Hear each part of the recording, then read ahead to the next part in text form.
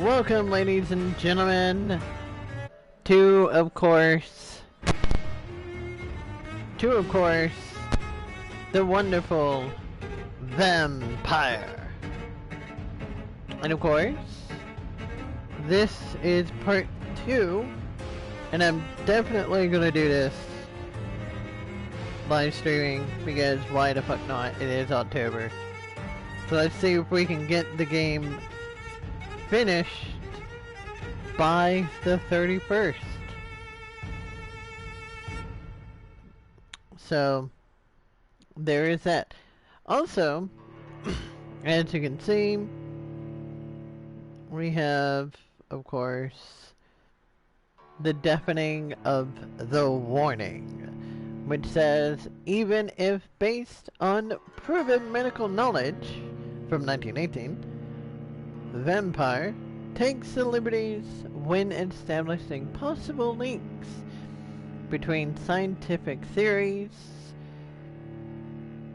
and supernatural creatures for theatrical purposes. In other words, do not try to cure any disease with any of the recipes shown in this video game.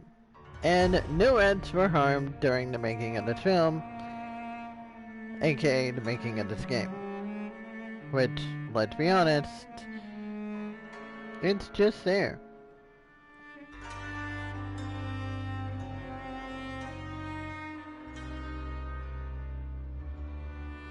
So, why don't I fix this up here? Hold on. That's the wrong one.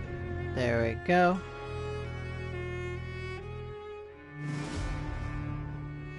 Okay.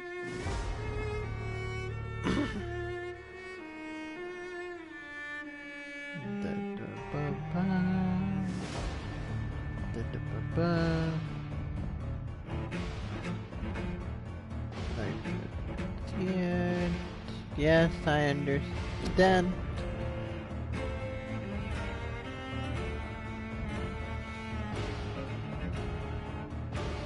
Let me just put this here and here. Done. Alright. Save. We are back on Vampyr. So let us keep going. We were at the safe house last time. So let me fix this and select it. Continue on. Because we are in Britain. I don't know why I'm speaking in British, but we'll just let it go. Alright, so let's go ahead and get this started here.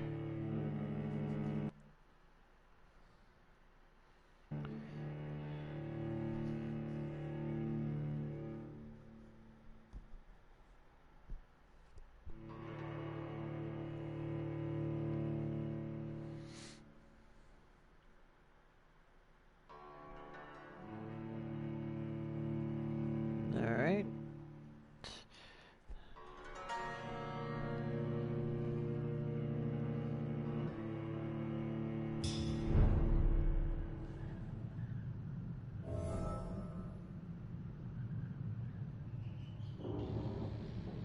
Alright, so really don't know what happened here.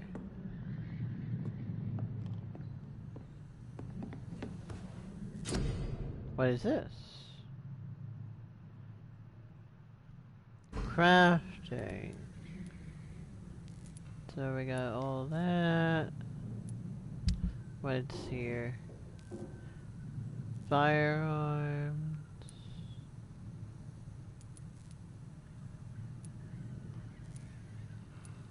What? It's upgrade.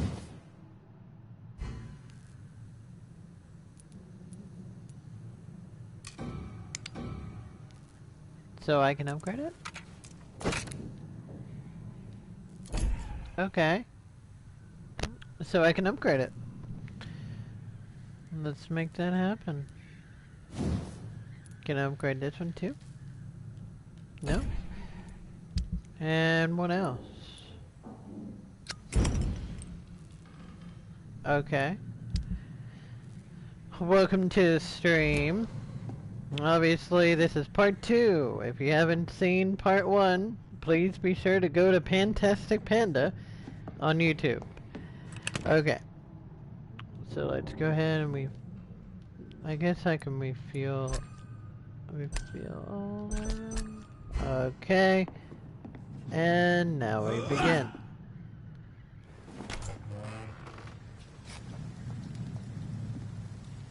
Oh, it's raining now.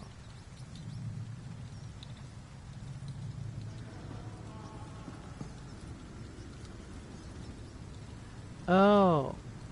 Are they back?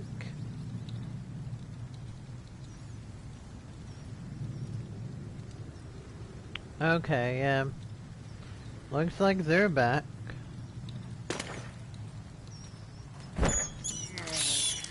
This is despicable. Well, I can't believe I'm doing this. come here, little rat.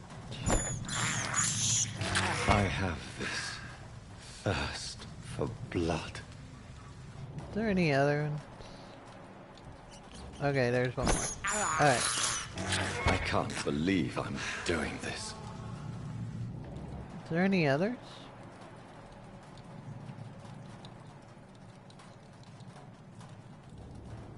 You know, just for fun.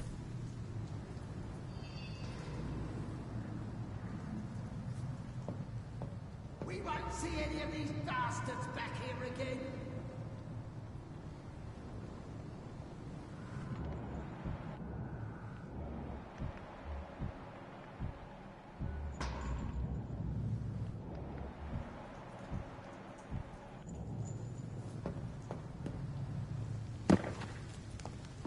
Eh.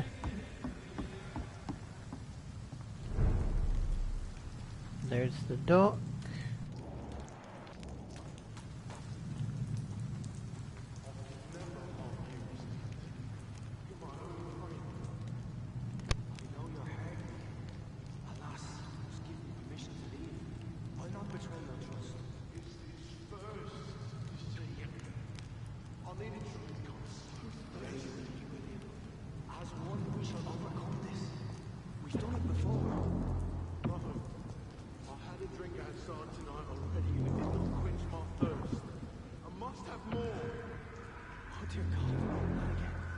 Please stop. Just a sip, I promise. My dearest friend, you're my last and dearest friend. William, my arm. I can't feel it.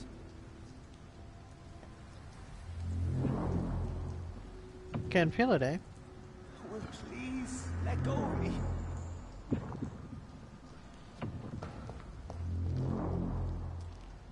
Oh my God, William. I can't stand it anymore.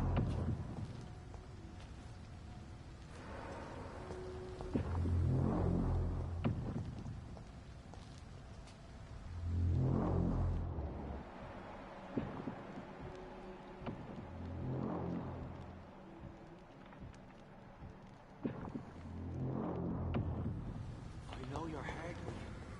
Alas, you must give me permission to leave. I'll not betray your trust.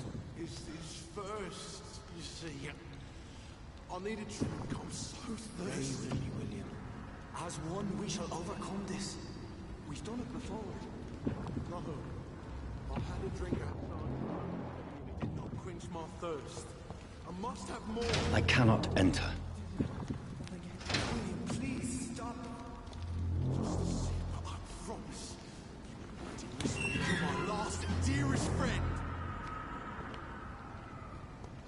William, I can't feel it.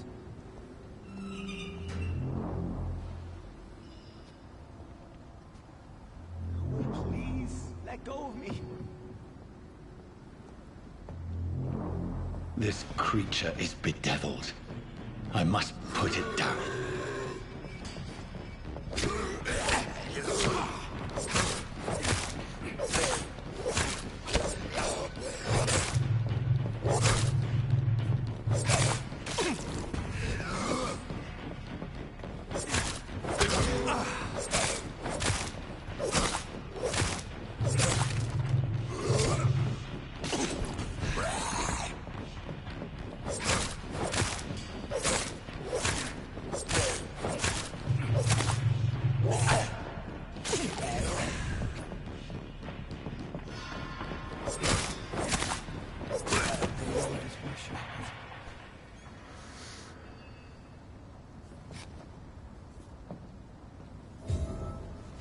William was an honorable man. I could have saved him. Mr. Hampton, are you in there? I knew him well, another lost soul, a kindred spirit. Sir, listen to the sound of my voice. I'm a doctor. You're suffering from shock. I must return to my flock. They'll stray without me.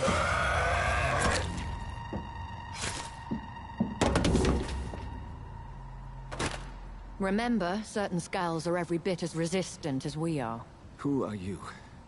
What do you mean by Scal? You truly are a newborn. I should have realized. Wait. You are the woman from the bar. Are you... like me? Can you help me? I believe, sir, I already have.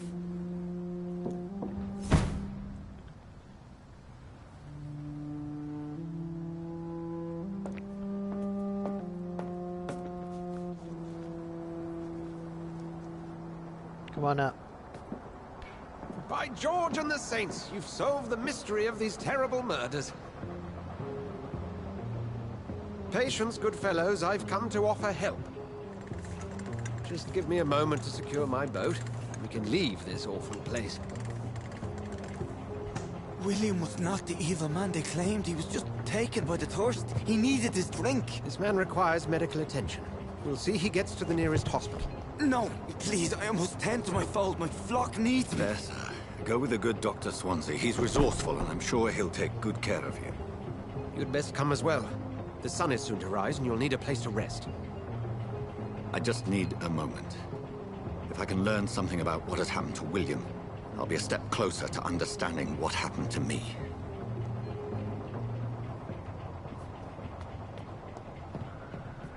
This poor creature can't be my maker. Could it be some substance?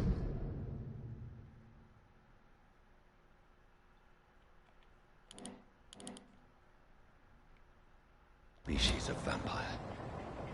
I must find a place to analyze the blood.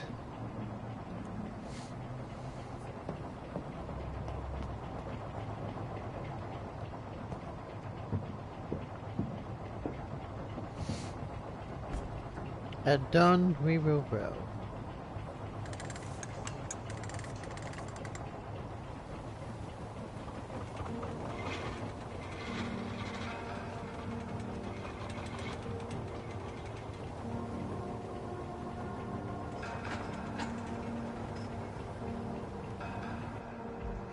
Where are we headed? We're on our way to the Pembroke Hospital. It's just across the canal. They'll have a bed for poor Mr. Hampton. William was... what manner of creature was he? Predator, prey, villain, and victim. Who can say? The important thing is that he's been stopped. Duly noted. And the woman? What... who is she? What woman? Oh, don't play me for a fool. You used me to locate that Skal. You must know who she is. And I thought you a gentleman. You shouldn't talk about a lady behind her back, but I will tell you she values her privacy. Okay. Were London as peaceful as she appears from the middle of the canal? If only that were the reality of the situation. To be honest, I've always tried to avoid this part of town. Pembroke Hospital is the last bastion between the rest of London and the epidemic.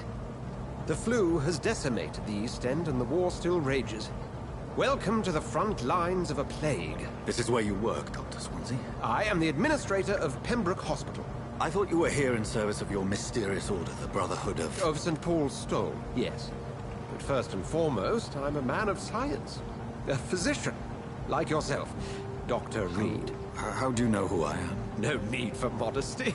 You are Dr. Jonathan Reed, a surgeon of some caliber and renown, if I'm not mistaken. You are correct, sir. I knew it! I had my suspicions. But when you took the blood sample from the corpse of poor William, I was certain. Dr. Reed. Marvelous. Have we met? I attended 3 of your seminars before the war. I have the utmost admiration for your research. And what a turn of fate. England's most esteemed blood specialist returns to London a vampire. That word, again. From a so-called man of science. I understand. Traditionally, the role of science is to refute myth, but when myth walks among us, the Brotherhood of St. Paul has dedicated its purpose to their study. There's so much for you to learn. Of that, you are right. Well, then let me be blunt. Join my staff at Pembroke Hospital. As a physician. I suspect you'll not find a better post of employment to contemplate your predicament. This is sudden. I was returning home to see my sickly mother. But alas, that was before contracting this affliction. Dr. Reed, take a moment to consider. The post would be for the night shift, providing a good explanation for your absence during daylight hours. You'll be adequately reimbursed, and have a place to hide. I even had the forethought to bring some clean clothes. So, what do you say? What do It I seems I say? have little choice, but yours is a generous offer, so I thank you. Brilliant! Oh, Jonathan, this is one for the book, and the beginning of a beautiful friendship. Well then.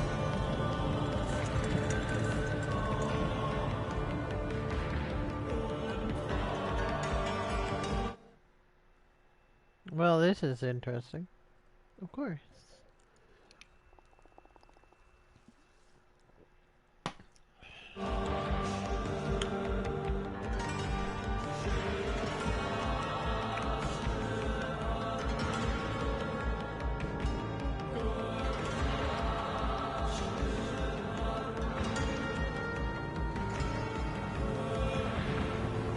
Dr. Swansea, thank goodness. I was beginning to be concerned.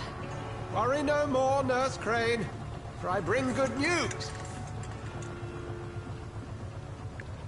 Oh, Doctor, what a night. We lost 2 more patients. Nurse Scow said she couldn't take it anymore and resigned.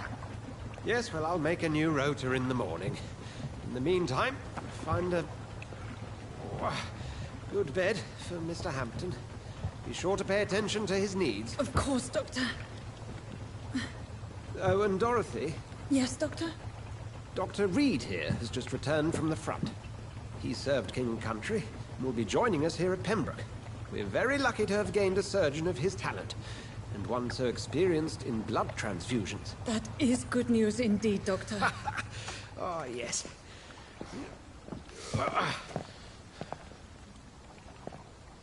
Here at Pembroke, it's not what we have, but what we haven't. It's only thanks to Nurse Crane and the staff that our ship doesn't sink. If you have any questions, just ask her. Duly noted. Thank you. Your assistance is required, Dr. Swansea, immediately. Welcome aboard, Jonathan. We'll catch up after my rounds. Coming, Nurse Crane. I'm coming.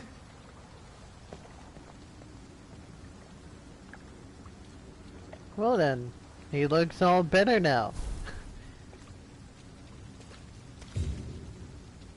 Okay, we got a mission. But, before we do...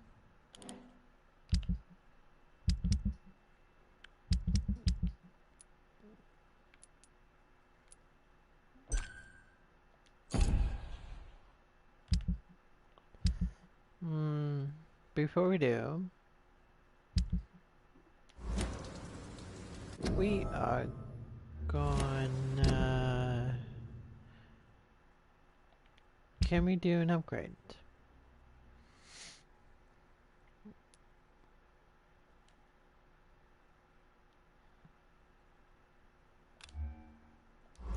Ultimate power. Details on this.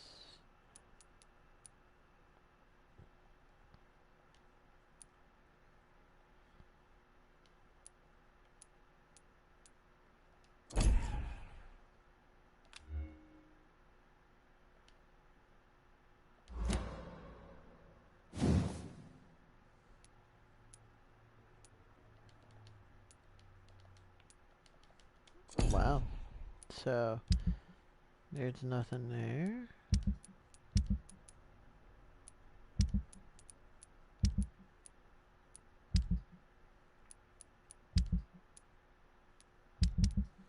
How do I update? Come on.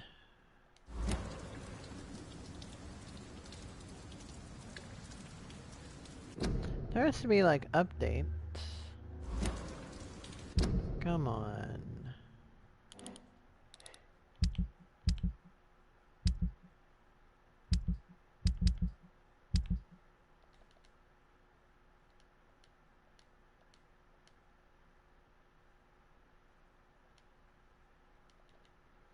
Okay, well.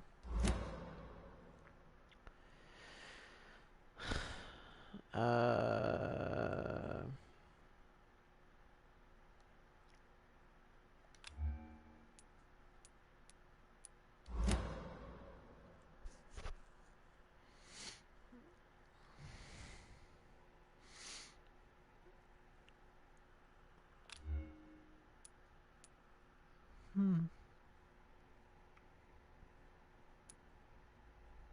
Machete, 58, 65, 99 damage. Really? This is 99 damage?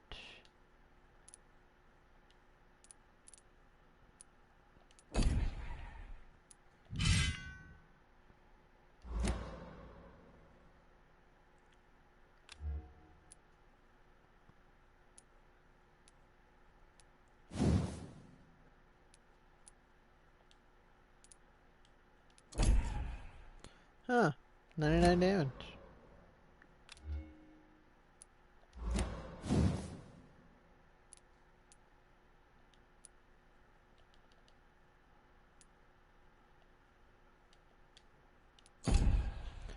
Hmm.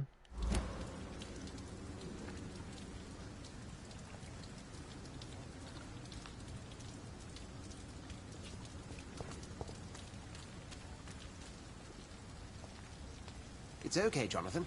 I'll see you later. To the hospital. Well, let's see how we can get to the hospital, eh? It's locked. Come on, you bastard! You can do better than that! Do better than that? Nah! It's my turn!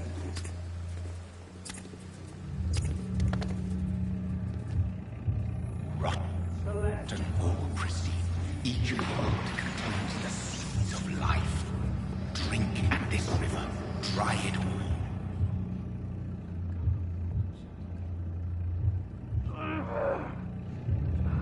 Bastard gave me a good punch. Oh, come on, you bastard! I won't bite. Sir, please. You've lost too much blood. Calm yourself. You think I didn't notice?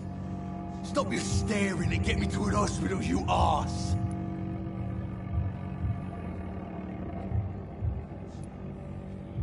Insulting a good Samaritan.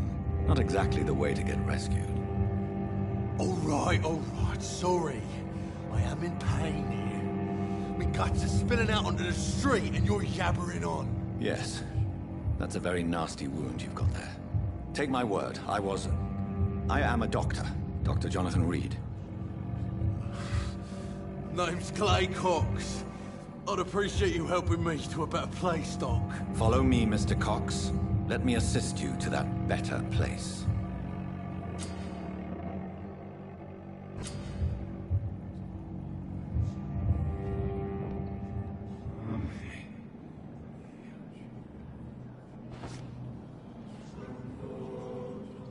Bring this fading light dance with him the dance of life and death.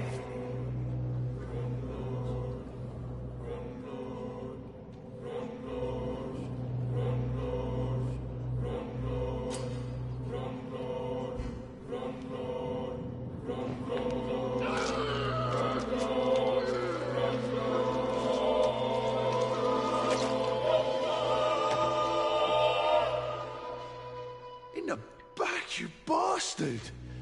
Didn't have the guts to fight me. Fuck you. I'll kill you. I'll kill you.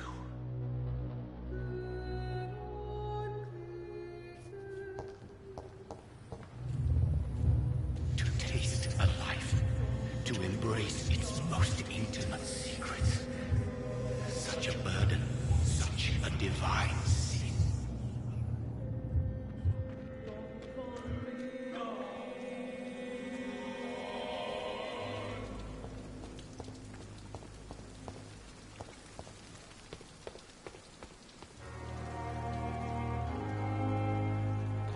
Well then.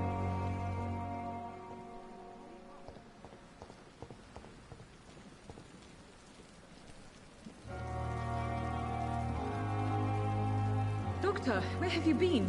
I've little time to play hide and seek with new staff members, no matter how illustrious they may be. I apologize, nurse. I needed some time to myself. This has been the longest and strangest night of my life. You delivered poor Mr. Hampton from a terrible fate. The means to that end should be of little concern, Doctor. Of course. Thank you, nurse. What can I do for you? Dr. Swansea insisted we provide you a quiet office. You'll find it on the second floor with your name on the door. Thank you. Nurse Crane, isn't it? Yes, Dorothy Crane. Welcome to Pembroke Hospital, Dr. Reed. Your office has been prepared. I would like to ask a few questions first. What kind of man is Dr. Swansea? Well, you accepted the job from him. I thought you would have known about your employer. Apologies, I've only just met him the once. This is sudden. I've only just returned to England. Dr. Swansea is a brilliant surgeon and the most compassionate physician.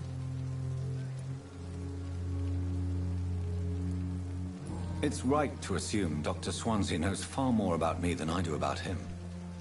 You'll get to know him soon enough, and better than me. The administrator has better things to do than mix with us.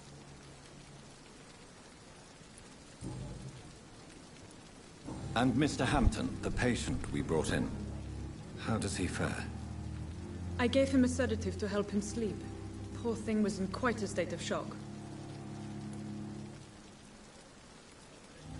If you could point me in the direction of my room again, nurse. Second floor of the hospital, left after the stairs. It's the last vacant office at the end of the corridor. Thank you, Nurse Crane.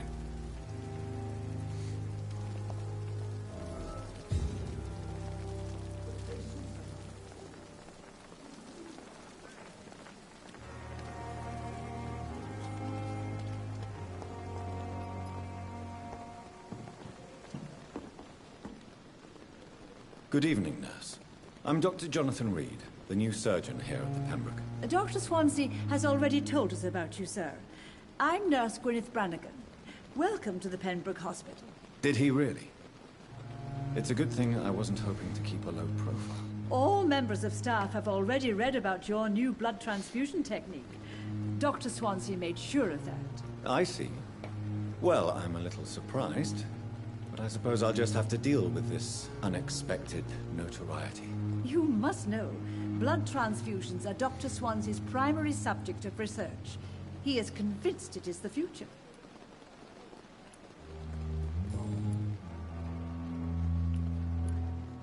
How are things here? Not good, to say the least.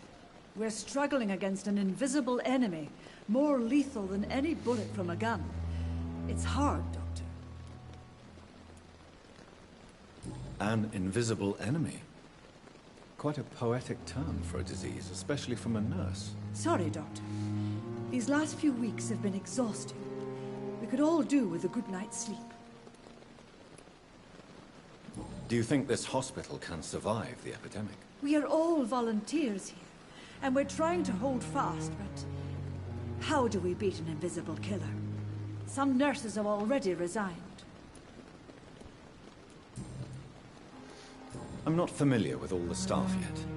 Perhaps you could help me. Brilliant professionals, most of them. Dr. Swansea has a gift for recruiting talent. Most of them. Is there a problem I should know about, nurse? It would be inappropriate for me to speak ill of a colleague. Is there anyone that stands out? Well, I have never met someone as dedicated as Dr. Tippett. He should be a standard for us all here. If only he were younger. Why should his age be a problem? I guess it's fair to say he's always pushing himself to the limits. He just doesn't know when to stop and get some rest. Nurse Brannigan, if you do know something, please tell me. Anything you say will be held in confidence. No. I may disagree with some conduct, but in the end, everybody is doing their best.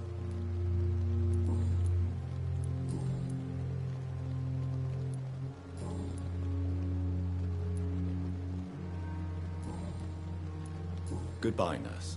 Call me if you need assistance.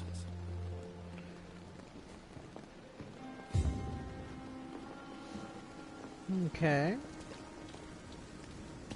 Dr. Swansea is right. This place seems perfect to conduct my research. Good evening, miss. I'm Dr. Reed, the new surgeon at the Pembroke Hospital.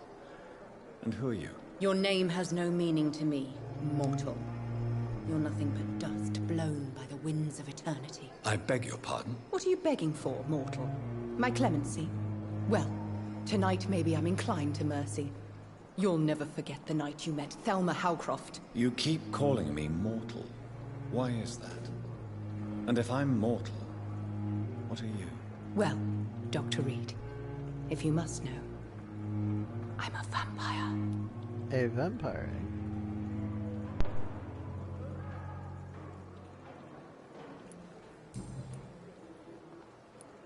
And why do you believe you're a vampire? I don't need to believe anything.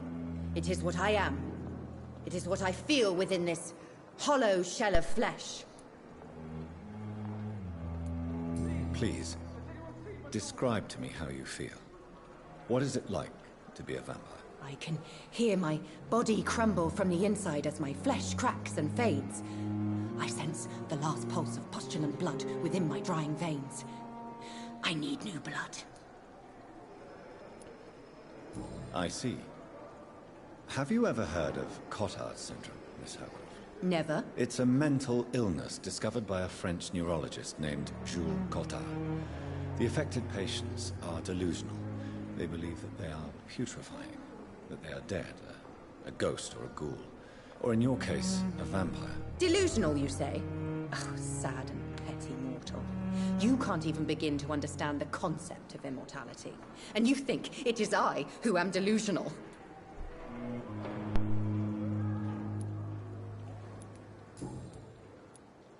I'm assuming you must be a patient here. Am I right, Miss Howcroft? It's only a cover. To hide from my enemies. I can leave whenever I want. As a woman, a spirit, fog, or bat. Who are these enemies you mentioned? Can you describe them? I cannot say for sure. But I sense their eyes on me from nearby. I feel them watching me every time I visit the garden near the morgue. The staff here are not your enemy. They're here to help you, to care for you. I'm not speaking of the doctors in white. I'm speaking of the men and women who hunt me. For I am a vampire. I see. Don't worry. These people will not find you here. I'll personally make sure they leave you alone. Thank you, mortal. But do not interfere with them, for you are no match for those that hunt me.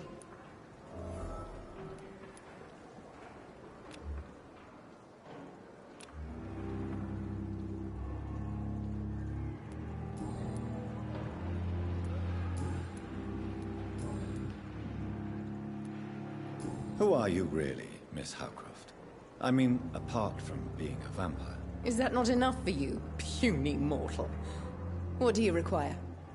Proof of my powers? I'm curious to know who you were before becoming a vampire. It was such a long time ago, I don't remember. Centuries of unholy life can have strange effects on one's minds, you see?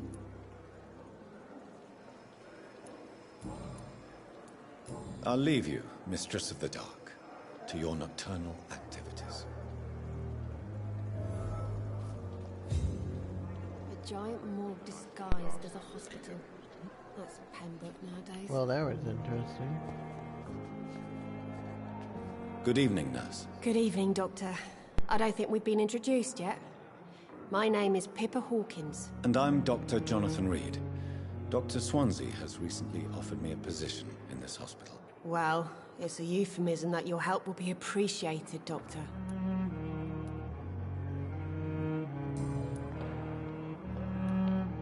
How would you describe the situation at the Pembroke Hospital? It's serious. The flu is wreaking havoc amongst the staff and patients. We are running out of everything. Nurse Hawkins, the Spanish flu won't last forever. Even the Black Plague didn't kill everyone. I wish I could believe you. But what if this epidemic was worse? What if in the end, nobody was spared? You must get a hold of yourself, nurse. Sorry, I'm exhausted. No one has any idea when this epidemic will be over.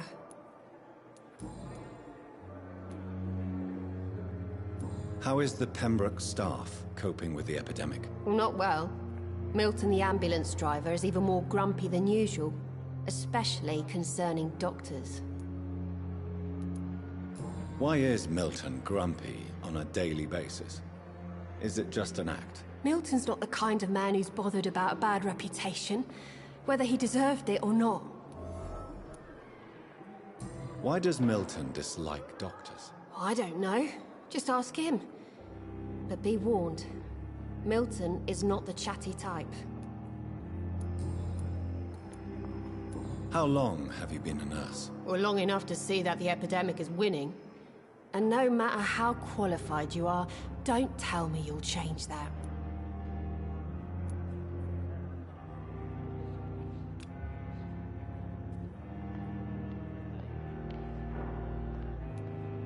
You're right.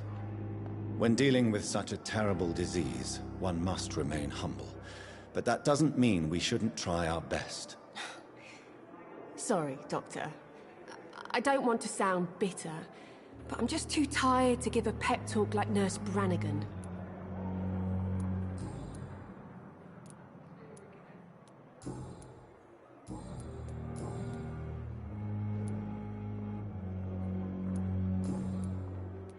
Goodbye, Nurse Hawkins.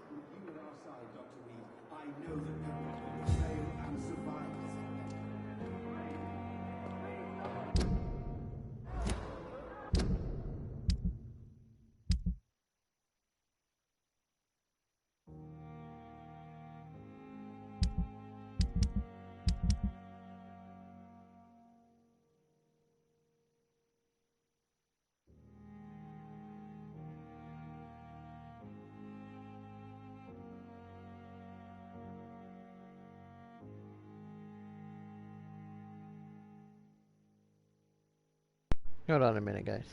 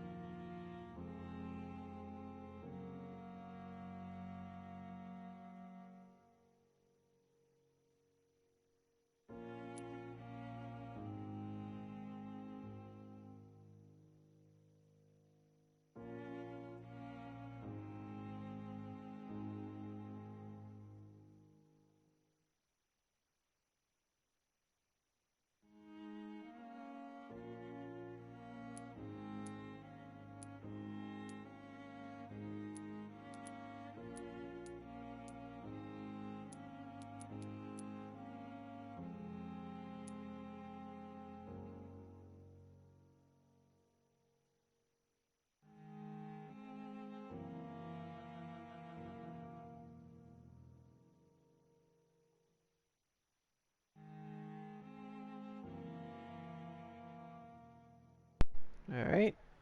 So let's take a look at this. Alrighty. The blood quality is 2500 XP.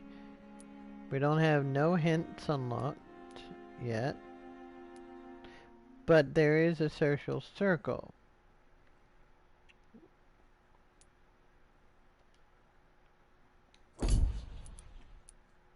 We go over here. It's number 3. And he is connected to that.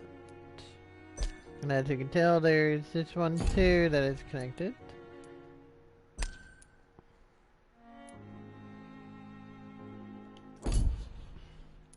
So, in reality, we look at this,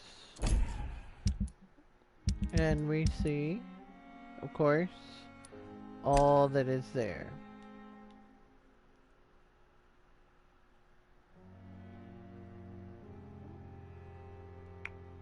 Which I'm not really worried too much about that guy. Tom Watts, Sabrina, which is also connected to Tom Watts, basically. So yeah. Disgust on every street corner. Yeah, you look like you were trapped there.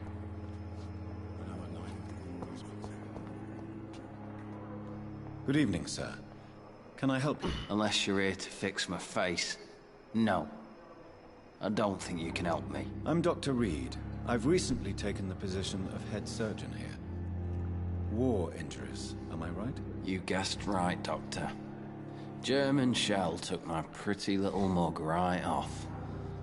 But they still call me Thomas Elwood. How is your stay with us, Mr. Elwood? Oh, it's bliss. I just escaped death in the trenches to be surrounded again by the moans of the dying. Can I ask you precisely why you're a patient here? It's the pain, sir. The drugs don't work. It just hurts under the scars, if you get my drift. Can I do anything for your pain? Nurses gave me a bunch of pills. No effect. I told you. It's like the flames are under my skin, burning away. Who is treating you?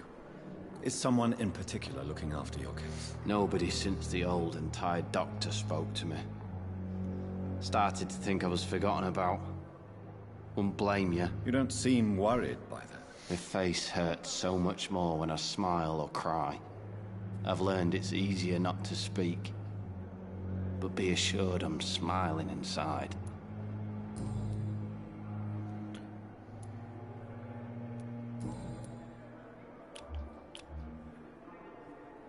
One-to-one there. How close are you to Miss Horcroft? Are you aware that she thinks she is a vampire? To wait for her next nibble is the best reason to stay here. Every time she approaches my bed, she treats me like something tasty. A normal person. Aren't you afraid? She may hurt you if the game goes too far. She's quite harmless, I can assure you. Her head's broken inside is all.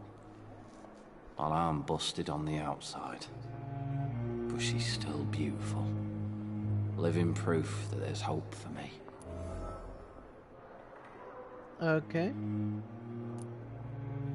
So do you let her bite you? You know that's not sanitary. And why not? She's only supping a few drops of me blood. And the pain, it's real for once. She could decide to bite less willing patients. Then it's another good reason for me to stay here, Doctor. You do realize she's mentally disturbed. It's called the Cotard syndrome. She truly believes she's a vampire. In her madness, she never refers to my scars. And frankly, if I could, I'd join her world. It seems much more fun than the real one. Where were you stationed, sir? Did you serve for long? I really don't want to talk about all this shit. No offense. I was pushing too much. I served in France myself. I just wanted to know what happened to you. You were an officer, weren't you? Then I doubt we fought the same war, sir. No offense.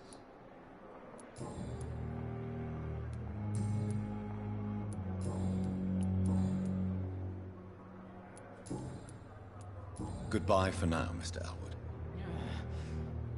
Damn. The pain. It's here again. Alright, so...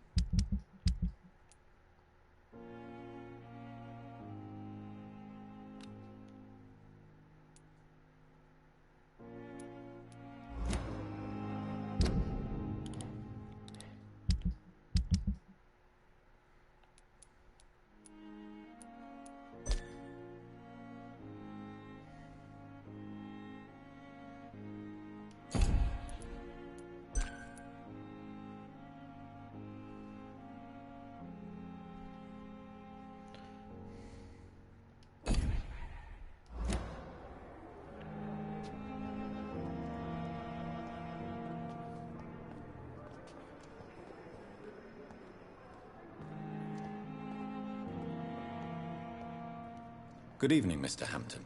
How do you feel? Dr. Reed, is it?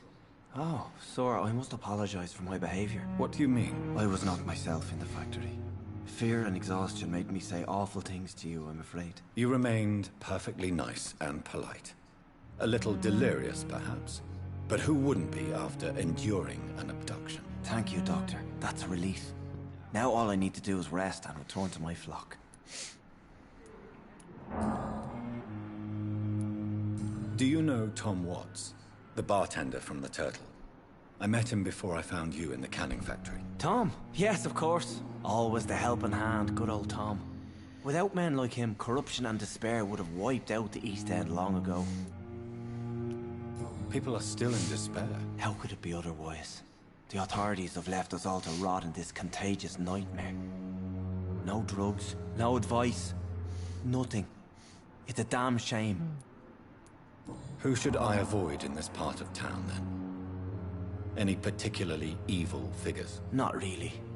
Most men and women are just doing their best. And it's not my habit to speak ill of people I know, Doctor. How did you end up in William Bishop's den? I had received alarming news about his recent behavior. I went to his place and he refused to let me go. Why did he abduct you? William was an alcoholic. His addiction suddenly changed to blood. I don't know why. Just like a patient I met here. This Miss Hawcroft. You dared to enter this awful place alone. You're a hero, Mr. Hampton. Or a fool. I'm just a man trying to help his friends, Dr. Reed. William Bishop was a conflicted soul, searching for light.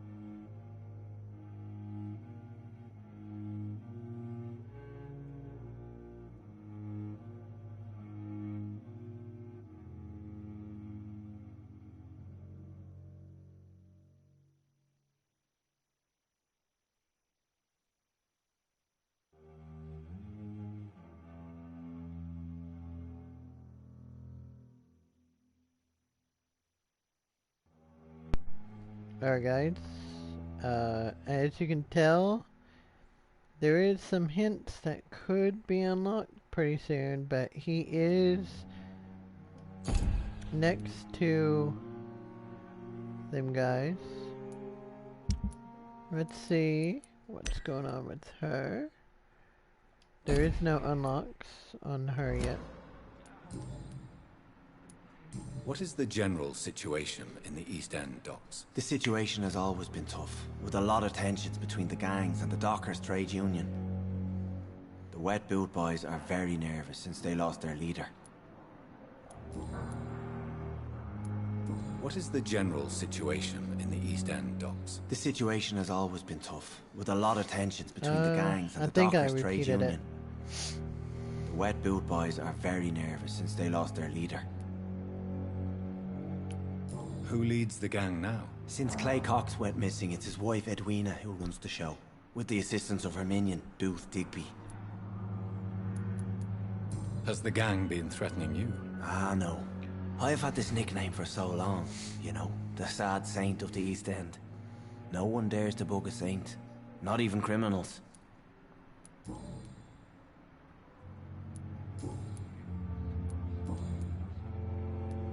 How do you feel, Mr. Hampton? Medically speaking, I mean. I feel exhausted. Beyond exhaustion, actually. William drank so much of my blood in his madness. I feel empty. You're in good hands here. Dr. Swansea is well versed in blood transfusion, and I'm sure he'll take the best care of you. Thank you, sir. I believe all I need is rest. And then I can go back to the people who need me. What do you do for a living, Mr. Hampton? I can't help but notice the cross around your neck. I manage a night asylum for the poor and homeless of the docks. And I try to guide the lost and hesitant on the right path to our Lord. Why didn't you use your cross against William Bishop? To repel him somehow? That's a very strange question, Doctor. A cross is no magical token, if that's what you were trying to say. Not mine, anyway. Are you a priest, Mr. Hampton? A deacon, maybe? Not at all, Doctor. I'm just a man of faith willing to preach the good word. Well then. Have you made friends since you arrived? Not really. But I recognize Miss Harriet Jones. I knew her when she lived by the docks. That poor woman had such a miserable life. You never came to see her here at Pembroke? Receiving visits when sick can be an important part of the healing process, you know. We're not just bodies. You're preaching to the converted now, Doctor. To be truly honest, I thought she was dead. She left the docks many months ago. Okay. Goodbye, Mr. Hampton. We'll talk again later. See you again. So... we haven't unlocked anything on her yet.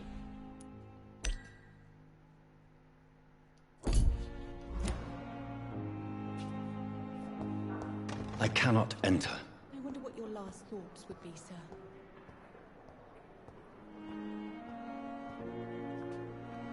Good evening, Miss Howcroft. How are you tonight? I need blood, Doctor. Warm, rich, vibrant blood. Tell me, Thelma, why do you feel so attached to Mr. Elwood? Why him? I'm not sure, Doctor. I think we have a bond of some sort. We've both suffered so much. He's the only mortal I find interesting. Do you plan to make him a vampire too? Of course not. How could I inflict my curse on anybody else? I'm not that cruel, Doctor. Would you say you and Mr. Elwood are romantically involved? No. No, Thomas is a delicate soul. Even though he disguises it. But I am not the woman he needs. No, for I am a vampire, Doctor.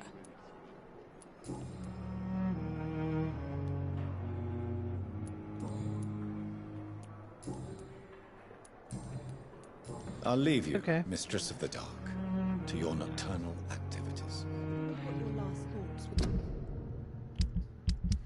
So, we did unlock another.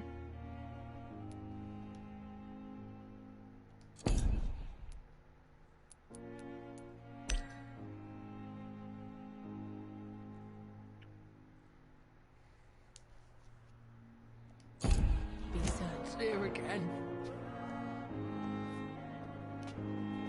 Good evening, Mr. Elwood. Evening, Dr. Reed.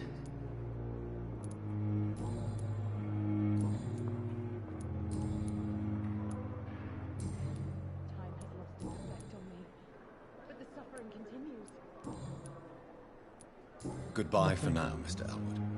Hearing disgust on every street corner. The daily routine.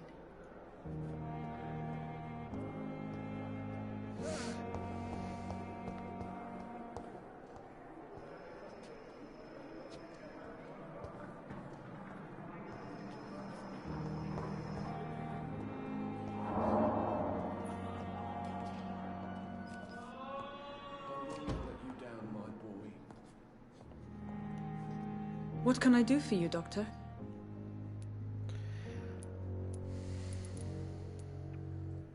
And Mr. Hampton, the patient we brought in. How does he fare? I gave him a sedative to help him sleep. Poor thing was in quite a state of shock. Yeah, there's nothing new on this. Thank you, Nurse here. Crane.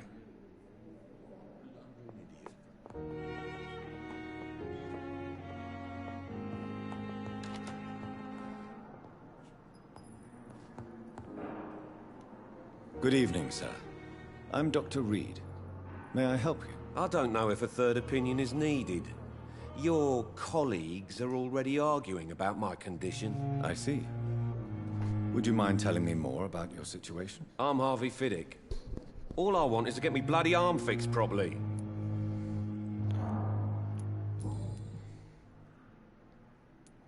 Tell me about yourself, Mr. Fiddick. I'm just a regular guy waiting to get his arm fixed, so I can return to work and to my family. I was more curious about what you were doing before being hospitalized. I'm a carpenter, and a good one too.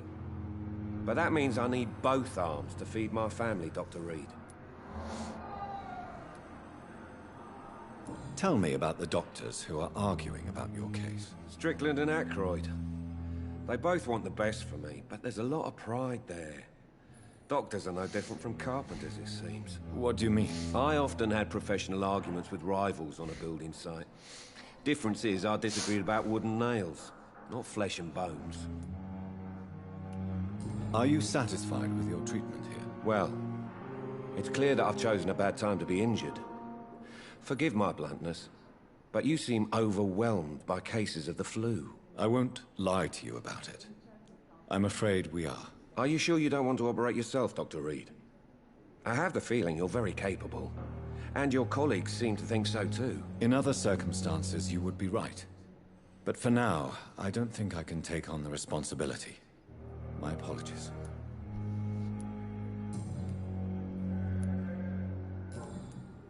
Okay, we got all that done. Goodbye for now, Mr. Fiddick. I'll see you later. Sweet girl. Reads me like a book. I never could keep anything from her.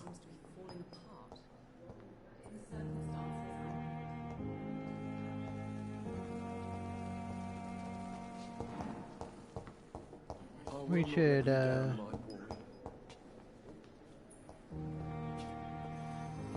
wait, what was the, what's this? A vial, okay. Words to calm the children, Helen. As for me. Thelma Howcroft said she was being watched by vampire hunters. Where are they hiding?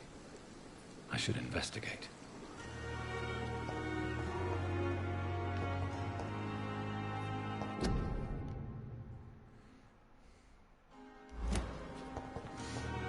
Okay, nurses are required.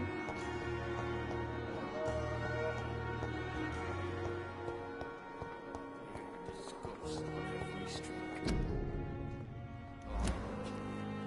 The daily routine.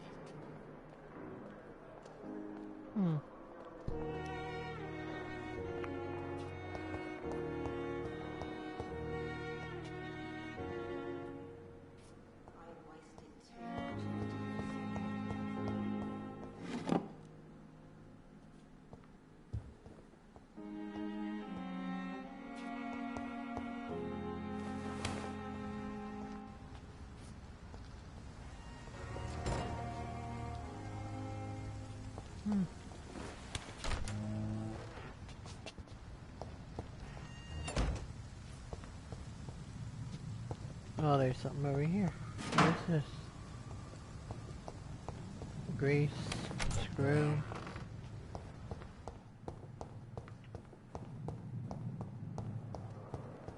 Alright, so... Well,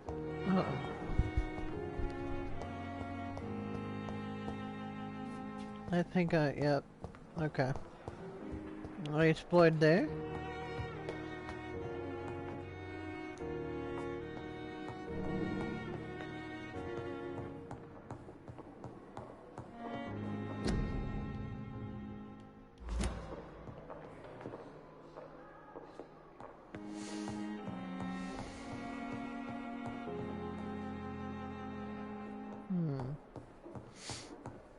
Before we go in there, we are gonna look around.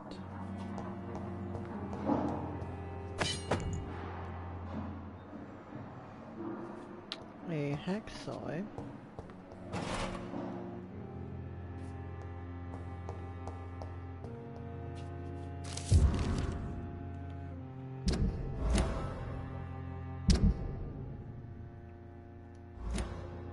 Okay. Let's see, does that mean that he has it unlocked now?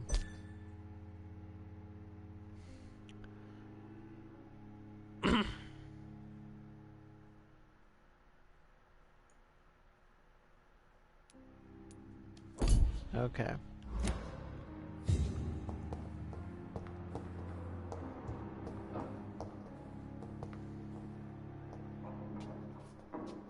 Before we go in there, we're gonna look around in here. It's locked, all right. That's locked.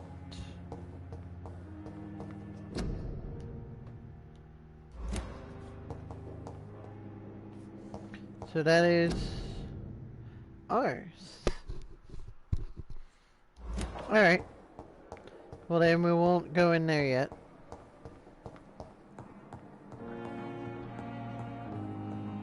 Let's head in here. Please come back later. Alright. Let's go up here.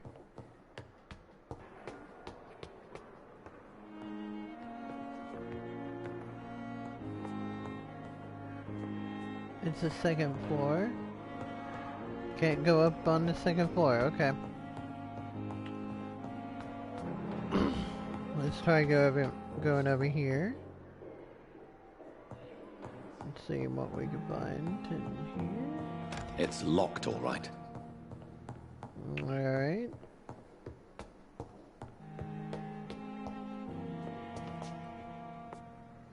I'm surprised this one is not in that purpose. Okay. Well, let's head over there.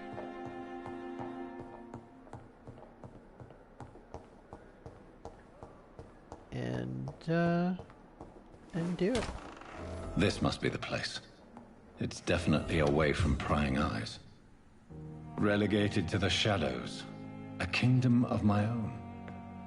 At least I won't be sleeping in a coffin.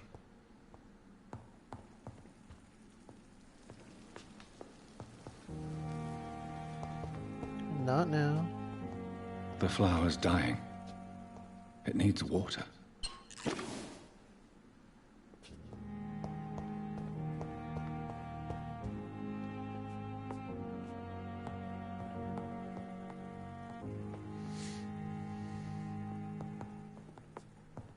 Okay.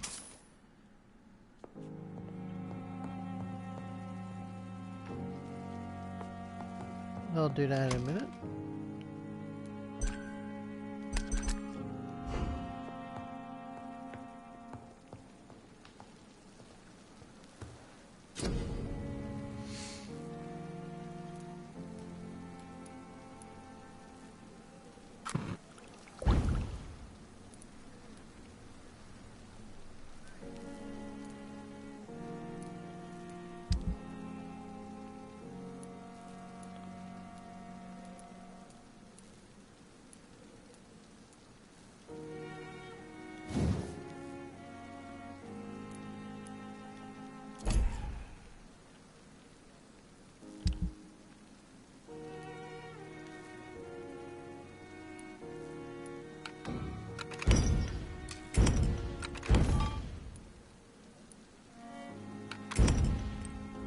William Bishop's blood is much more unstable than human blood and shows extensive mutation.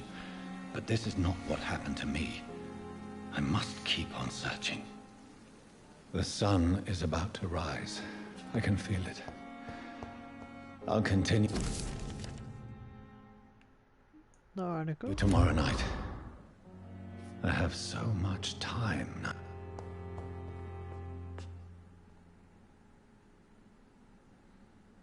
I don't know, I think I see some... There has to be something else that I can do. I guess not.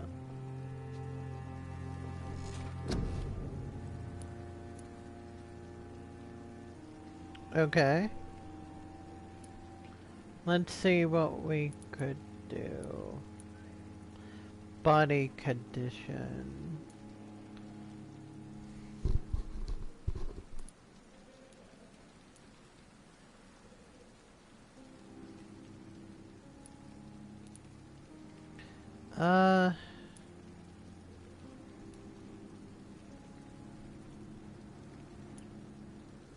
What's this? Do we have more of them? Yeah, we do. You throw a spear made of blood which can pass through enemies in front of you.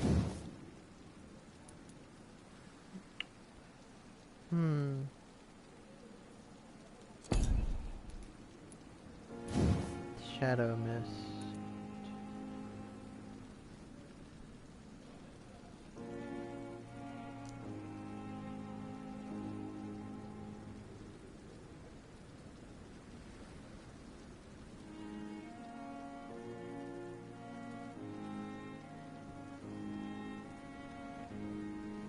Huh. Okay. Body could okay, them are like 300 only. So, I guess I'm gonna do the blood spear.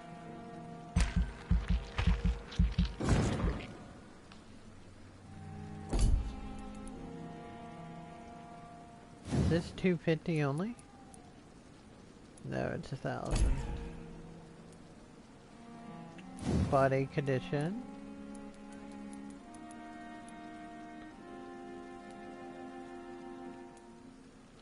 Yeah. There we go. Oh, I can put it as level 2 as well. But, you know.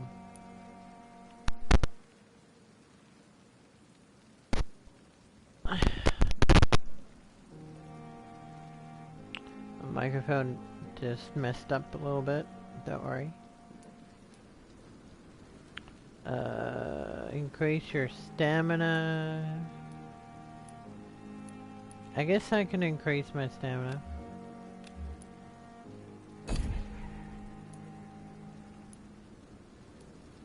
$300, $300, $300.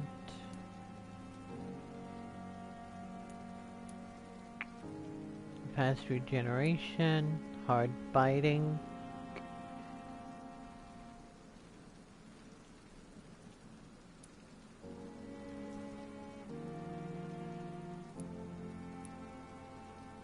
Range. Abyss.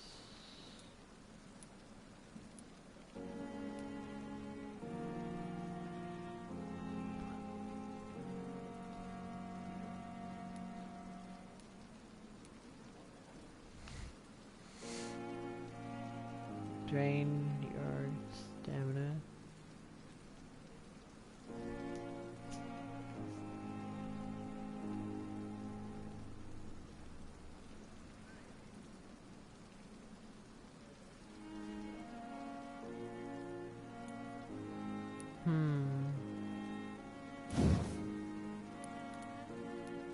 That's 500.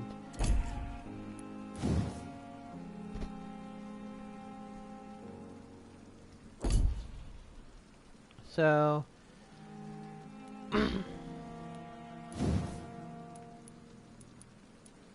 I guess I'll do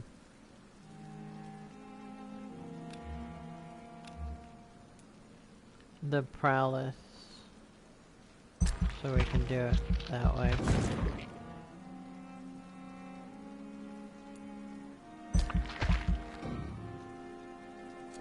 So we can make it happen with that, and then we'll do the biting stuff.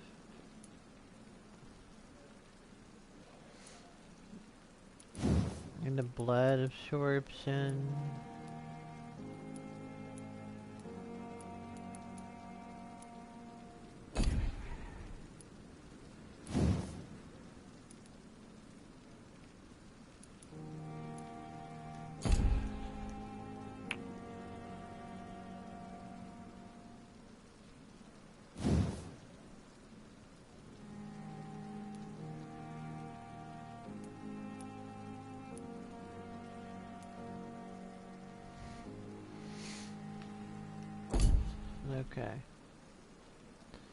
Okay. Alright.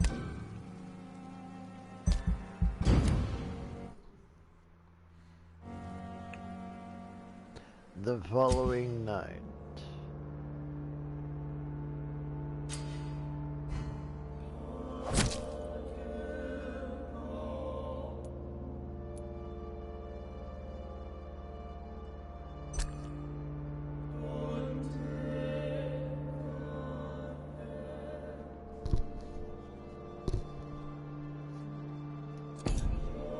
Okay.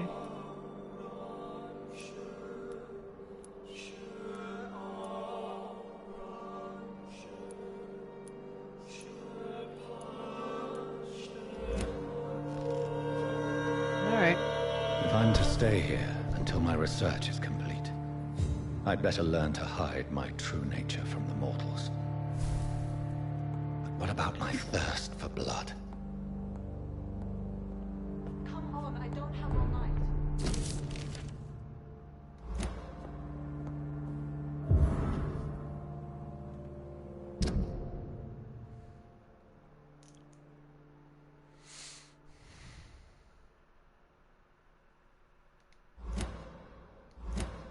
Alright. I not want to make wait, Doctor. I've patients to attend.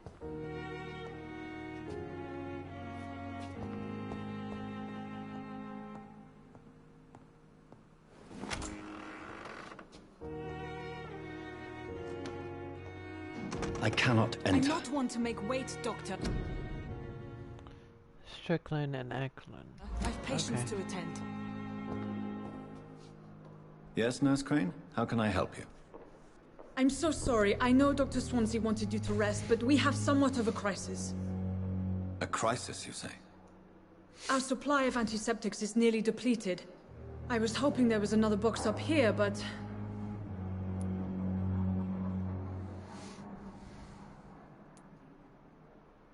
Nurse, this room is off limits, and I'd prefer to keep it that way. Make sure the rest of the staff are so informed. Of course, Doctor. And what about the antiseptics? Or do I inform the staff that you're too busy? I may have a solution. In France, during the war, drugs shortage was a daily problem, and we had to use our wits to overcome the shortages. However do you mean? If combined correctly, certain household chemical products can be used in a pinch instead. Now, where's the hospital storeroom? The storeroom? Fat chance. This is the Pembroke, and space is luxury we don't have. Everything used to be stored in the old morgue. Perhaps I should look there first. Where is this morgue? It's the large building behind the hospital. You'll need to go in the back door because it's been sealed off for sanitary reasons. Take this key. It opens a small back entrance at the end of a narrow street. The abandoned morgue behind the hospital. A small door at the end of a narrow street. On my way then. Okay. Thank you, nurse. Yes, Doctor? Exactly how bad is the supply situation here at Pembroke? It really depends. Dr. Swansea deftly works his society contacts for monies, but with the quarantine, well, we're in God's hands.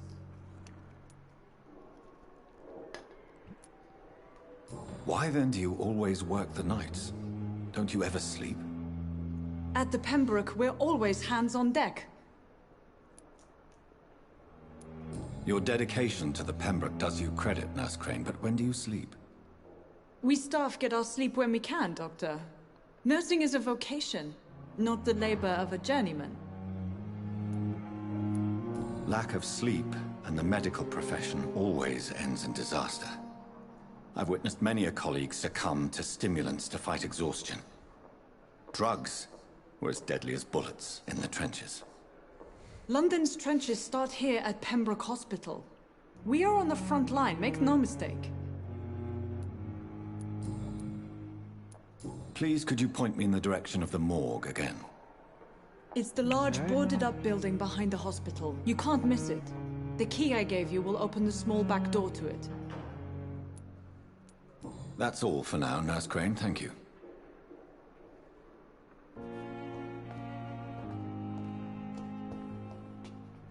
Is there anything else? It's locked.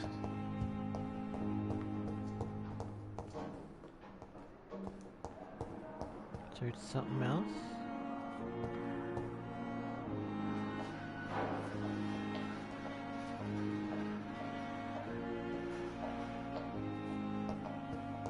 Thought I seen something.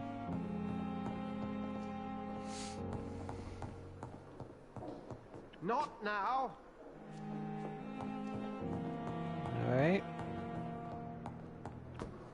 Let's head down there.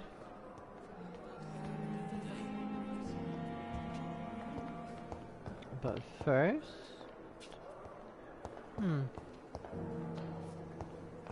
Before I do that...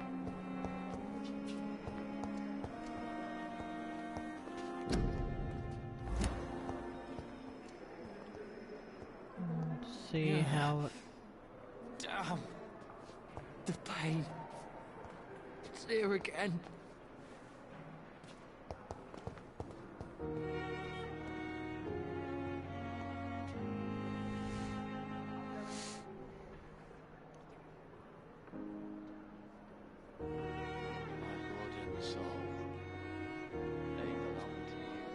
The life running in your veins. This dead flesh needs it. Oh, please spare me, Dark Queen. Spare your obedient slave.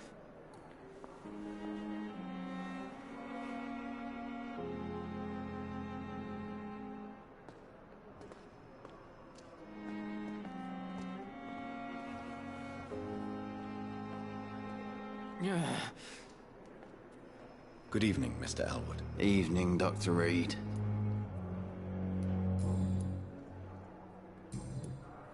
Nothing unlocked yet? Why do you feel responsible for the injury, Thomas? What really happened? I wasn't disfigured by any German shells. It happened during my leave. It was an accident. There we go. Why lie about it? Come on. It's one thing to come back disfigured by the Germans, and it's another to get injured in an accident that could have happened to anybody.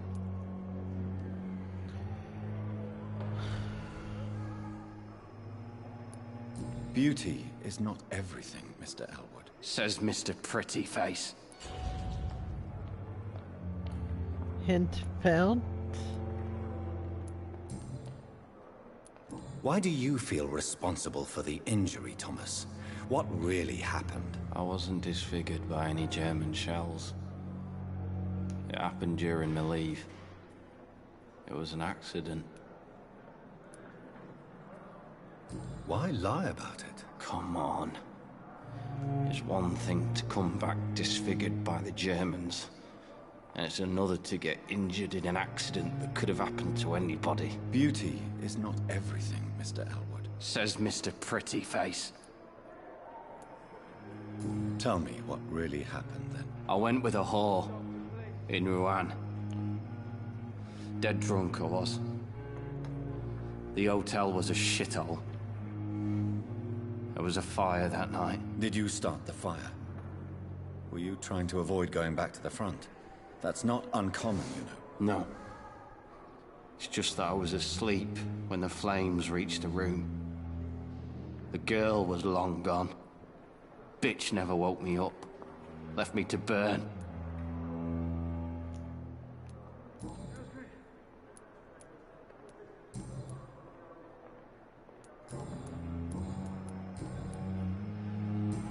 Goodbye for now, Mr. Elwood.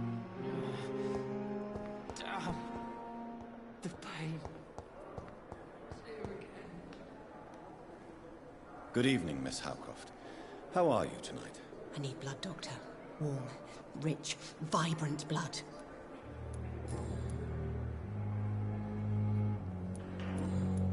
Damn. I'll Nothing leave new. you, Mistress of the Dark, to your nocturnal activities. Okay.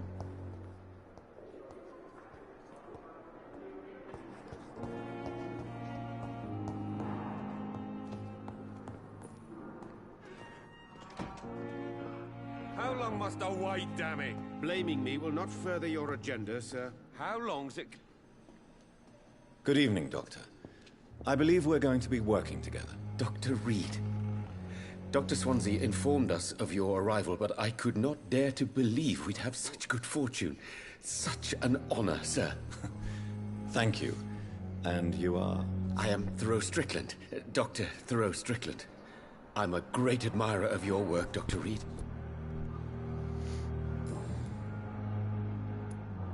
Please, could you tell me something about yourself? I'm a great admirer of your work concerning blood transfusion, Dr. Reed. I run my own experiments. I'm convinced it's the future. What made you choose to be a doctor? I'm not ashamed to admit you and your work have inspired me. I am honored to have the opportunity to work by your side.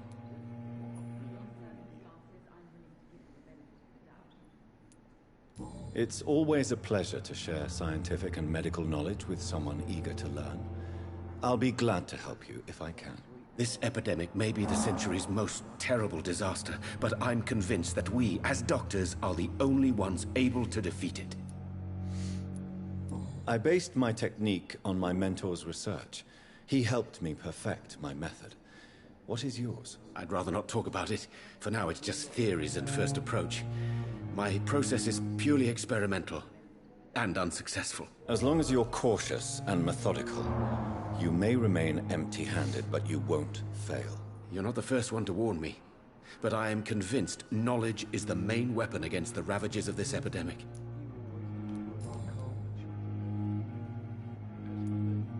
What can you tell me about the Pembroke? Well, it has always been an honor to work with Dr. Swansea. But with your arrival, I can't think of a better opportunity to learn about blood transfusion.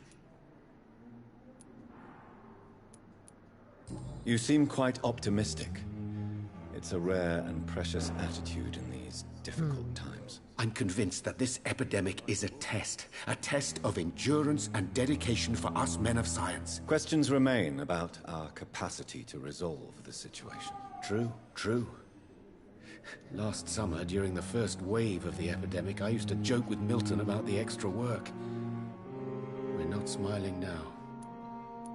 Do you need help with anything in particular? Well, yes, maybe. I'm waiting for a batch of products I ordered for my personal research, yet my supplier seems to have vanished. Do you want me to play the errand boy for you? Oh no, Dr. Reed. But if you went personally to his shop, what with your reputation and all, he wouldn't dare to refuse the products I need. I see. Well, give me the address, for I may pass by if I have time.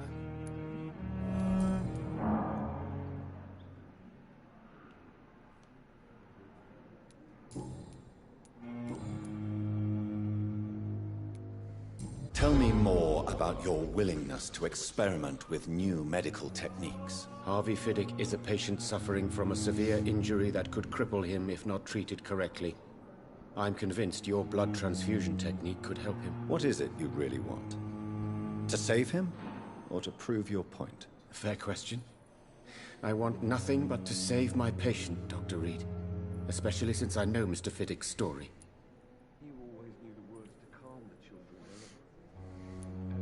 Tell me Mr. Fiddick's story.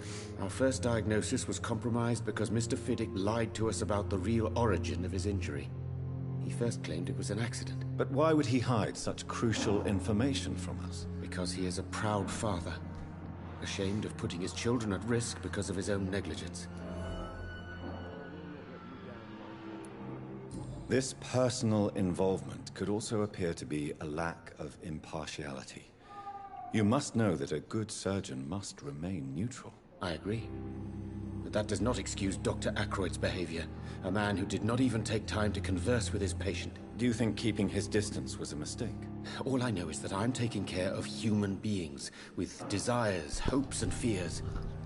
Not some biological machine comprised of blood, bones, and flesh.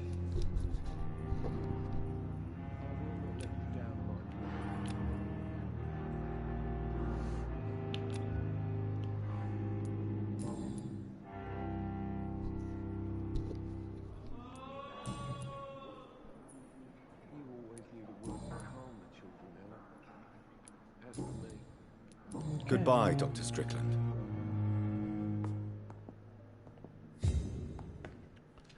Good evening, Mr. Fiddick. Good evening, Dr. Reed. Any news about my operation?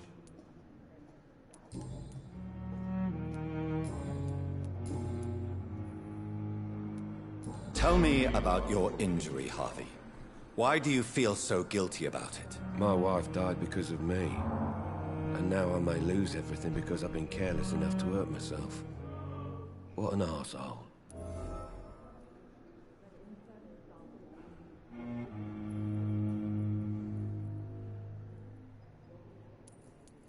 You can't hold yourself responsible for your injury, Mr. Fiddick. Unless you tried to hurt yourself. Of course I didn't hurt myself. But I can't work until my arm is fixed. My children need to eat, Doctor. How could your job be responsible for your wife's death? I was working a double. She went out to bring me a hot meal and got caught in a German bomb raid. Tell me more about the death of your wife, Harvey. 1915. I was in the army, building workshops for the Royal Flying Corps. Helen was happy I wasn't sent to the front. What happened? The Germans sent Zeppelins to bomb the construction site, but they missed their target. My wife was bringing my dinner when the bombs fell.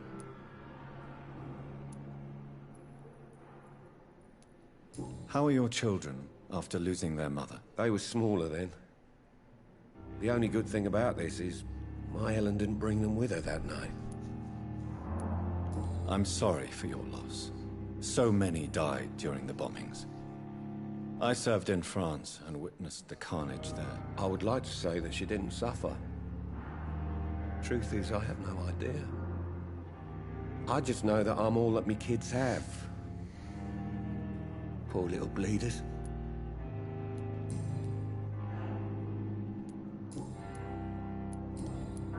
Anything new here? Nope. Goodbye for now, Mr. Fiddick. I'll see you later. You always knew the words to calm the children, Ellen. As for me, why waste your time with me? Good evening, madam. Can I help you? It's my son who needs you, sir. I'm Dr. Jonathan Reed. How can I help your son? I'm Beatrice Goswick, mother of Mortimer Goswick. Could you check on him, please, Dr. Reed? I've heard much of your talents as a physician.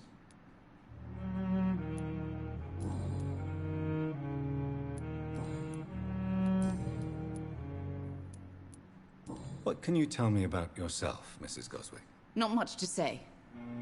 Just take care of my Mortimer and I'll cover all the expenses. That's all that matters. May I ask if you have an occupation, Mrs. Goswick? I'm a teacher by profession. I teach young women who are more ambitious about their futures than their families. Are you really that rich? Most of the patients here are of a more humble origin, if I may say so. Yes, thanks to my husband. May he rest in peace. I can cover any needed medical expenses.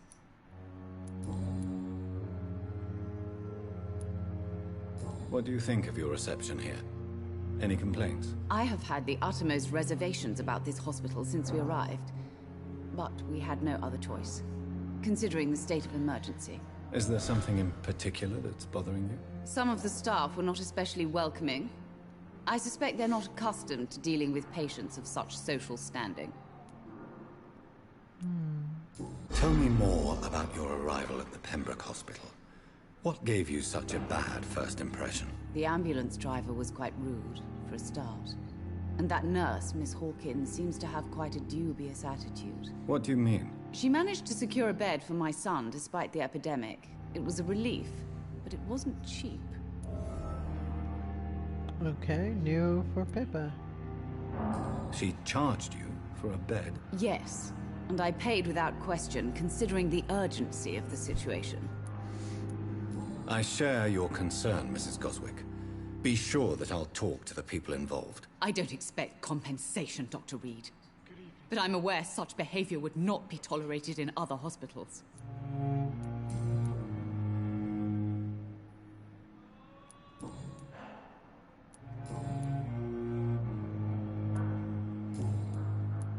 Goodbye, Mrs. Goswick. Good evening.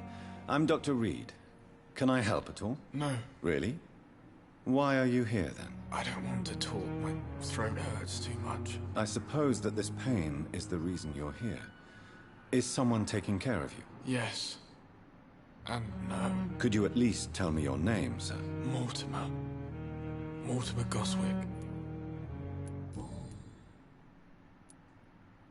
How painful is your throat, Mr. Goswick? So painful I'd rather not talk at all, Doctor. I'm sure you realize a doctor and his patient have to communicate, sir. Would it help if I gave you some paper and a pen? Not really. I see. Then maybe it's not just your throat that hurts, Mr. Goswick. Perhaps your sore throat is just the consequence of something more hurtful. Yes, maybe. But I don't want to talk or even write about it now. Why did your mother have you hospitalized here? She seems convinced this is a bad hospital. My mother just wants the best for me. She won't rest while I'm here. She'd go all the way to hell and back to help. Okay. Is your mother bothering you? As your doctor, I can ask her to leave you alone if you would prefer. That's tempting, Doctor. But you have no idea what my mother is capable of. She would tie herself to my bed if you asked her to leave. Pembroke Hospital may look unorthodox, but rest assured you're in good hands here. It's not me you have to convince, Dr. Reed. It's my mother. How painful is your throat, Mr. Goswick? So painful I'd rather not talk at all, Doctor. I'll let you get some rest, then. I'm all right. Don't waste your time with me. Good evening, Great Mr. chat. Goswick. How are you? I'm okay.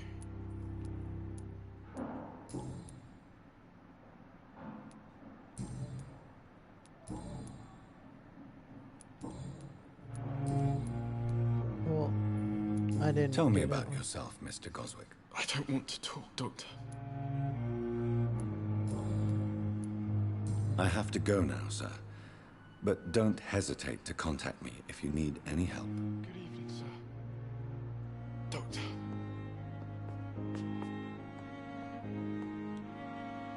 Good evening, Doctor. How is my son doing?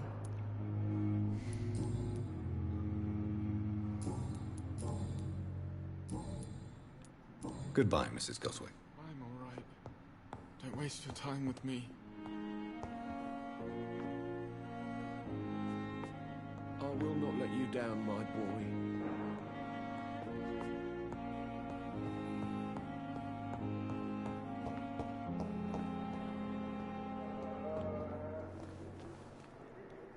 Good evening, Nurse Hawkins. Good evening, Dr. Reed.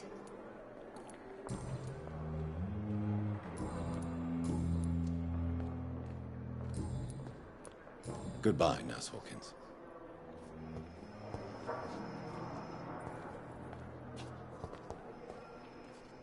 Yes, Doctor?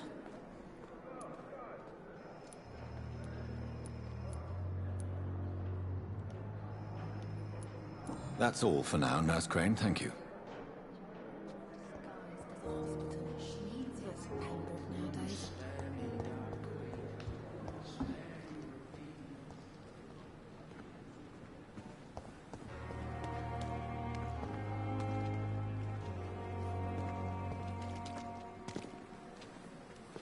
Oh. Good evening, sir. I'm Dr. Jonathan Reed.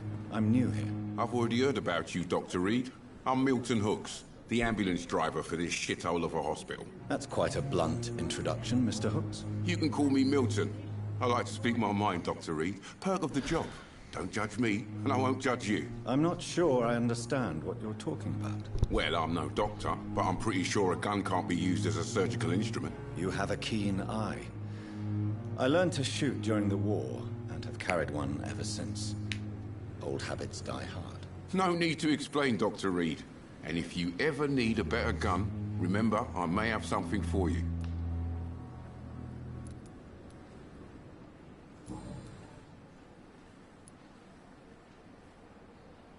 Why do you have such a mediocre reputation among your colleagues, Milton? Fuck them.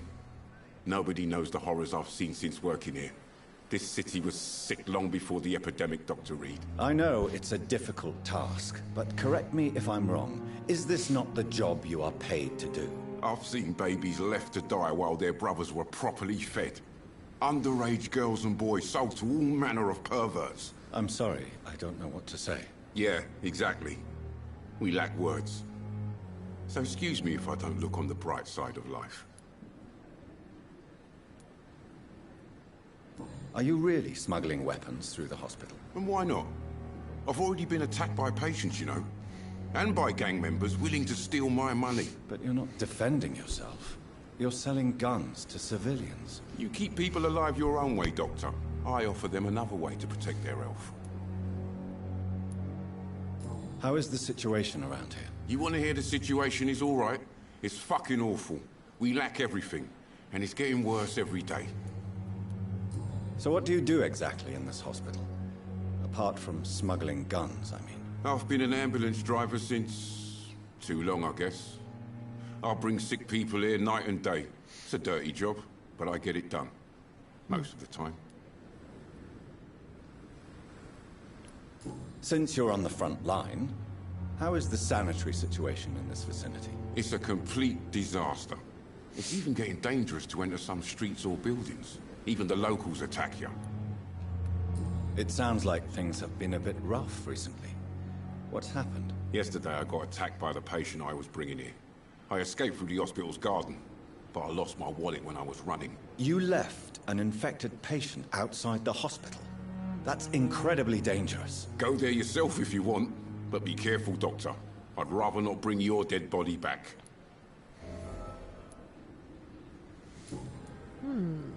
Okay. Two. There.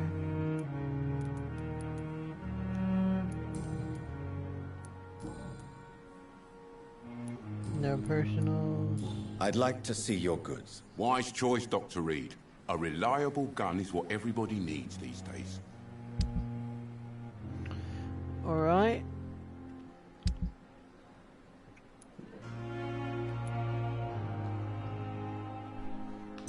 Yes, I'm selling that.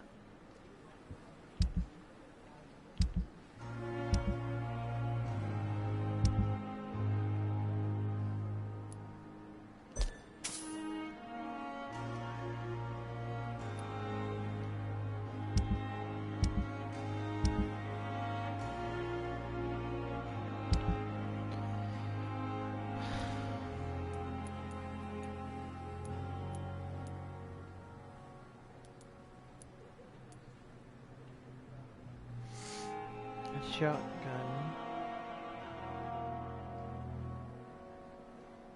I have only 140.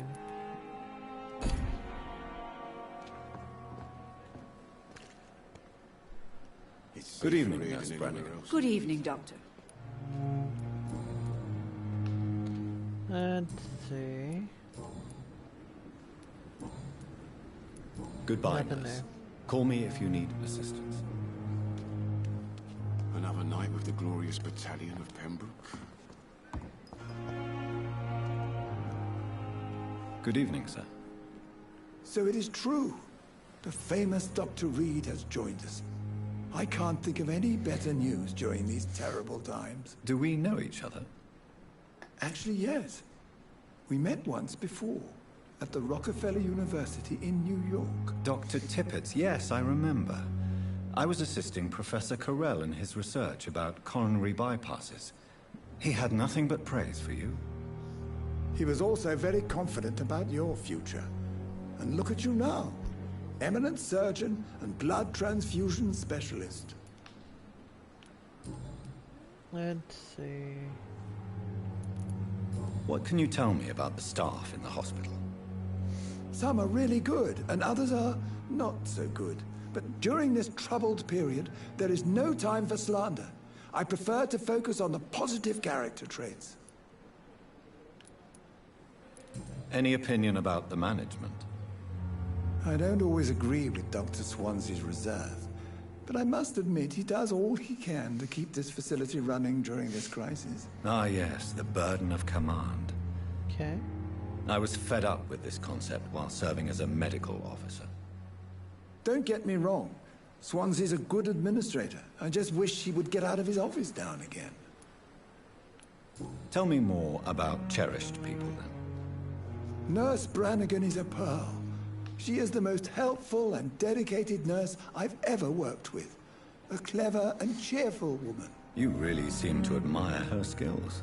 There's an update on that. I'll go even further. If she was a man, she would be a damn fine practitioner. Remember, guys and girls, this was way before they really thought that there would be women doctors. What is the Pembroke Hospital situation? And please, speak freely. This hospital is not exactly the best of London. I'm sure you are used to working in a better environment.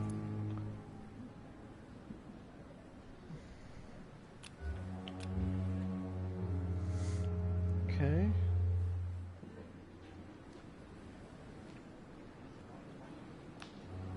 It's not exactly the best situation in London either.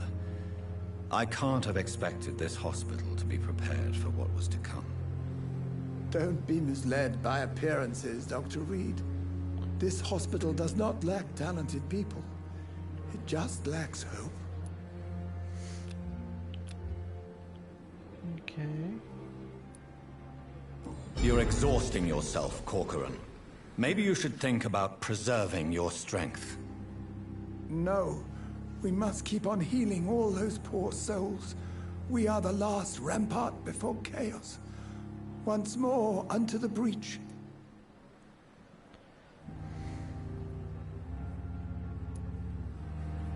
Nurse Brannigan is worried about you, Doctor. She should not have told you that. I will have a word with her. You don't have to blame her for her honesty. I'm not that kind of man, my dear Jonathan. Actually, Nurse Brannigan's opinion is the only one I may listen to.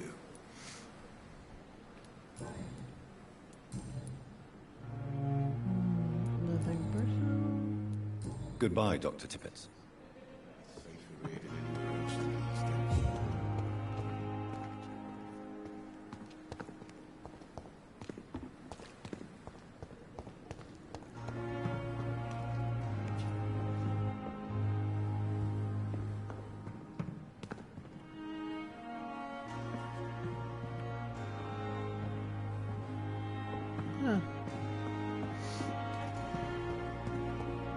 Another night with the glorious battalion.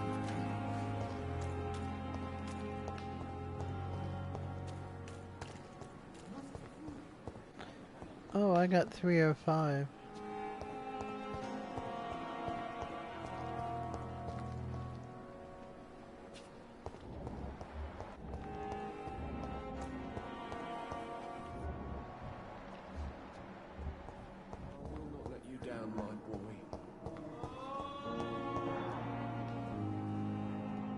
Good evening, sir. I'm Dr. Reed. I believe we're going to be colleagues. Reed? Yes, I've been informed about your arrival. I'm Waverly Ackroyd. Welcome aboard, I suppose. Does my arrival inconvenience you in some way, Dr. Ackroyd? Let us just say that I don't particularly share Dr. Swansea's enthusiasm for hiring you. What we need here are reliable professionals, not overrated dabblers. If you have a problem with me, Dr. Ackroyd, please feel free to tell me. Dr. Swansea has imposed your presence on this hospital without asking anyone's advice. The benefit of his position. But I don't agree with it. I know we've never met before, but I believe this hospital could use all the help it can get. You will agree with that, I'm sure. Oh, but I have heard about you, Dr. Reed. Of course, you can't say the same about me, since I have not wasted my time courting the press.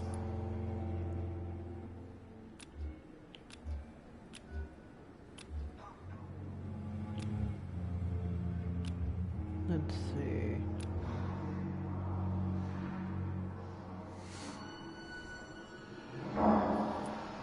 There is no need for such animosity between us. Don't you think the epidemic is already enough to deal with? That is one point we could agree on. And that is precisely why I want to be sure that you will be of help to this hospital instead of a burden. Since your tenure in this hospital is longer than mine, perhaps you can tell me more about this place. Let's just say I'm tired of the carelessness around me. I have always respected the skills of Dr. Swansea, but over time his enthusiasm has become displaced. Carelessness? Exactly what are you talking about? We're here to save lives. The people who trust us are not volunteering for experimentation. They're here to be healed. I don't intend to run any radical experiments, Doctor. Even if I, as any good practitioner should, express an interest in pushing the boundaries of medical research. Modern medical methods were created through audacity and ego. But there are rules in our line of work, and they're here to protect our patients. Tell me, Waverly, what do you think of Dr. Strickland's enthusiasm for his experimental research? Strickland is playing with his patients' lives for pride and glory. Now that, sir, is unethical. Are you thinking about something in particular? Harvey Fiddick needs delicate surgery. I believe we should stick to the usual procedure. But my young colleague obviously disagrees.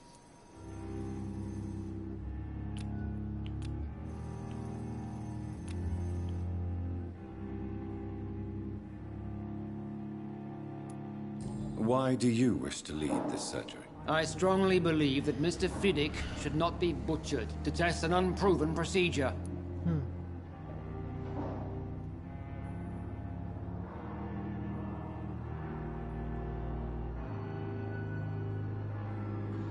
Let's see. Other people may say that's too conservative a point of view. Conservative? And what are you going to say to Mr. Fiddick if he loses his arm because of the operation? Because that's what's going to happen if the surgery is a failure. And are you not afraid that your rivalry with Strickland may be blinding you? Rivalry? I guess you could call it that. But I will never be childish enough to let my personal feelings affect my judgment.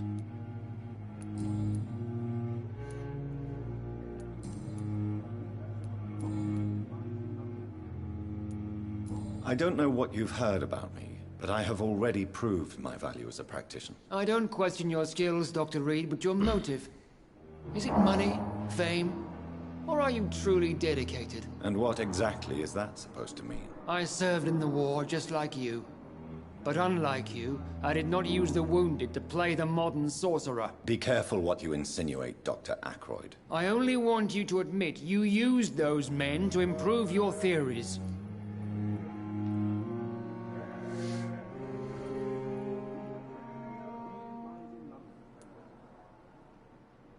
Knowledge has always been and will remain our main weapon, and it has always come at a price. And personal initiative. It is not a question of initiative, it is a question of integrity.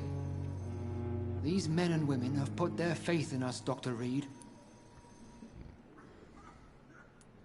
It seems you have bad memories of your military service. I refuse to see this industrial slaughter as scientific progress. War only reveals the worst in men. We can at least agree on something, Dr. Ackroyd. Thank you for your time. We'll talk later. He is definitely a person of craziness. It's locked.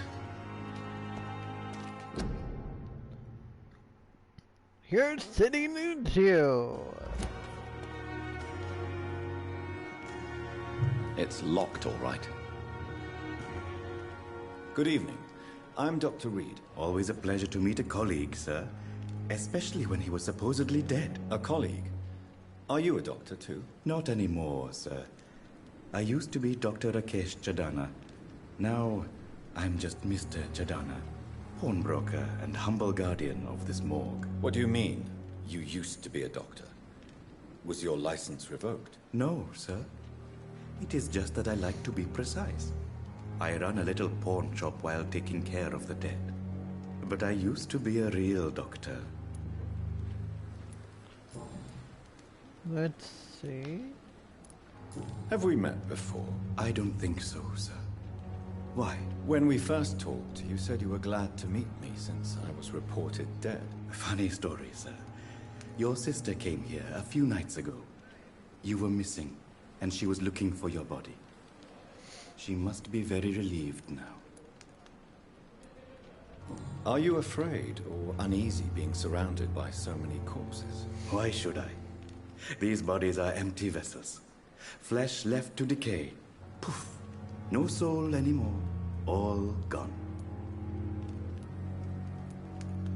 How did you get this job? After I left the army, I worked as an undertaker down by the docks. A dangerous place with many an unpleasant business there. Milton Hooks helped me get a job here. An interesting point of view. And quite an exotic one, too.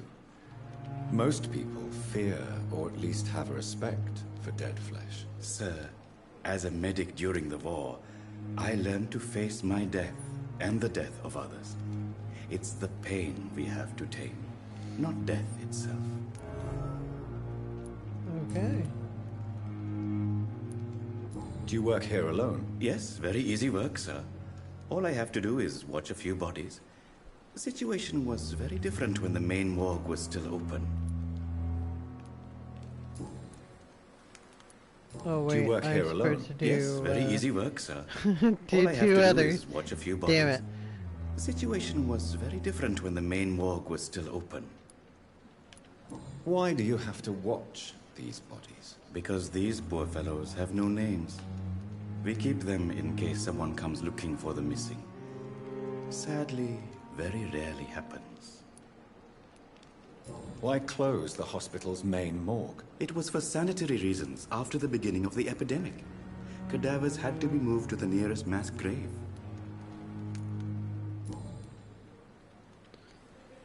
Okay.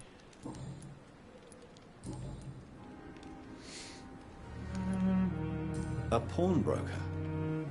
I expect you get all types of people here. Yes, sir. All kind of people. For I sell all kind of goods. Who comes here to trade with you? It's very unhygienic, even unsafe. Diseases can spread. For the customers, for the hospital. I'm very cautious, sir. I've been a doctor, remember? And all my clients are good people.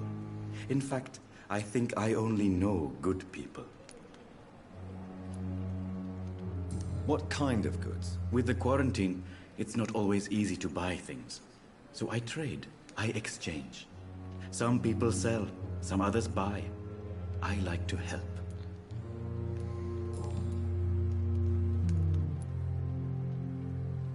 Since you're not afraid of dying, do you believe in life after death, Rakesh? No.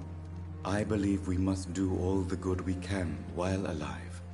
For Okay. our time is short, and the obstacles are endless. Do you think you would enjoy immortality as a concept? I don't think so.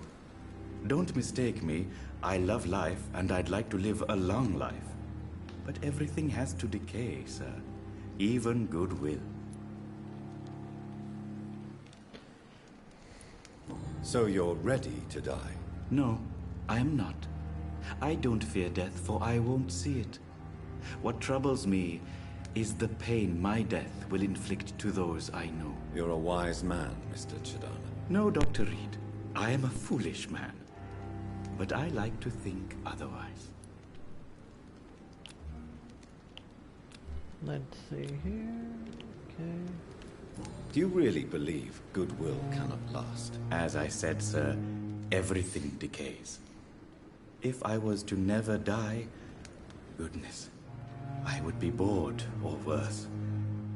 And I like to be helpful, sir. Quite depressing, wouldn't you say? Yes, but the good news is, we'll all die before losing our humanity, sir.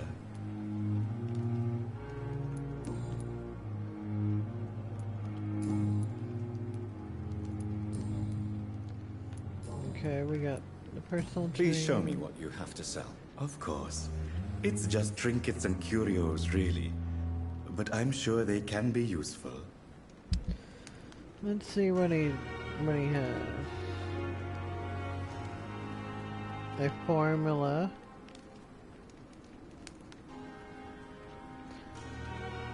On a piece of paper seems complex and needs to be analyzed. Opium. Codeine.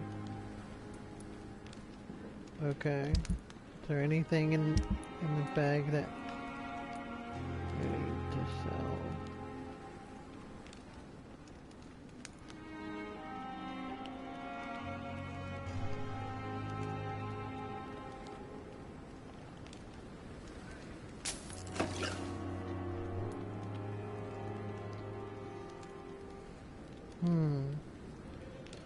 This study.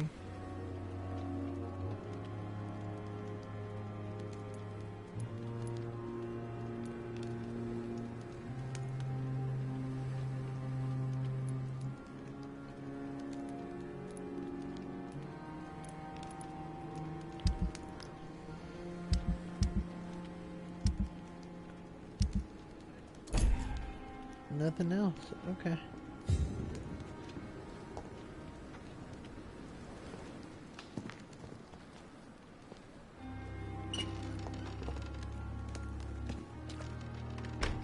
Oh, I can't get in I'm there. sorry you ended up on my plain and cold medical bench, sir.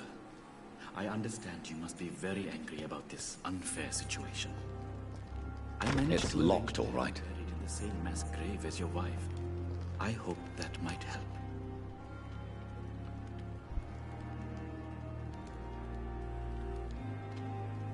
Their bodies there.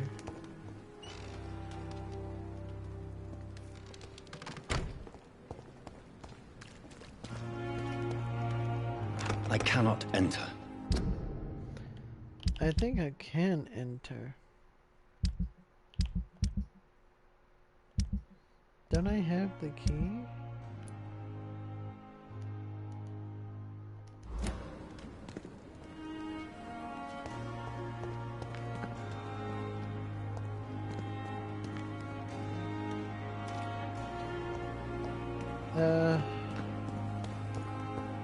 It's locked.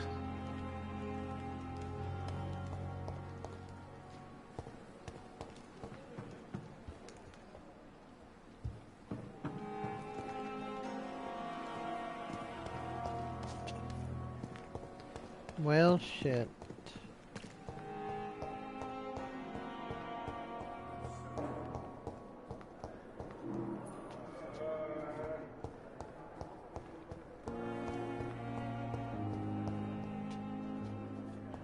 What's in here?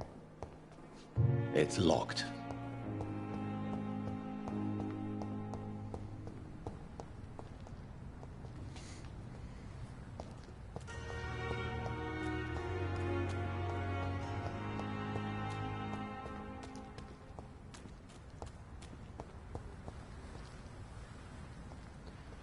So it looks like we can't get in the morgue. I cannot enter. Scowl voices in the garden. I should investigate. If they were to find somebody.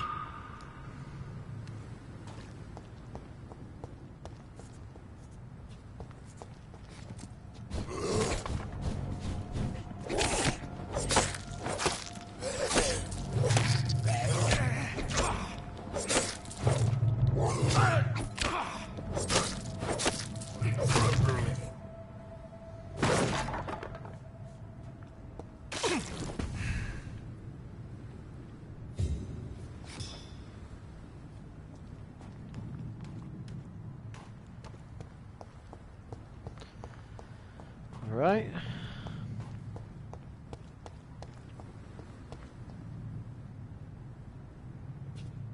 Looks like there's another.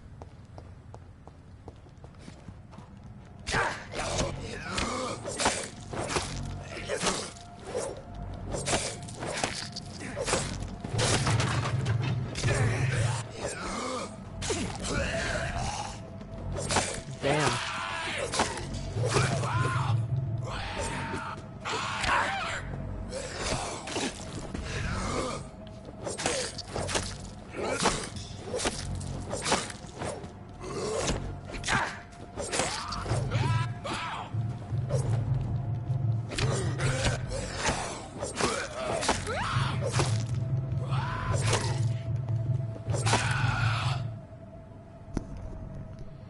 Well, okay.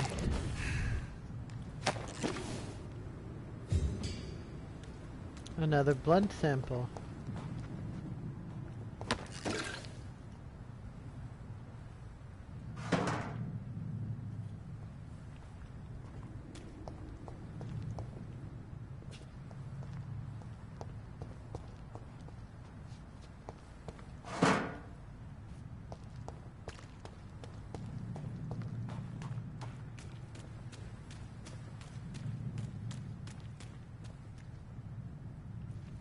Must be the old morgue.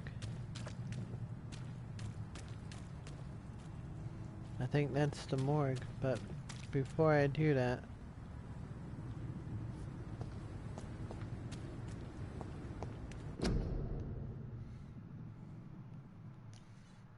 quarantine influenza, keep out of area.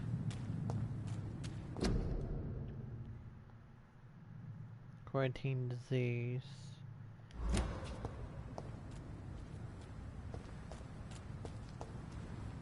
Huh.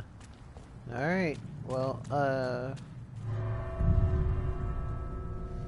we're going to check this out here. Then after we get done with this, we will end the stream.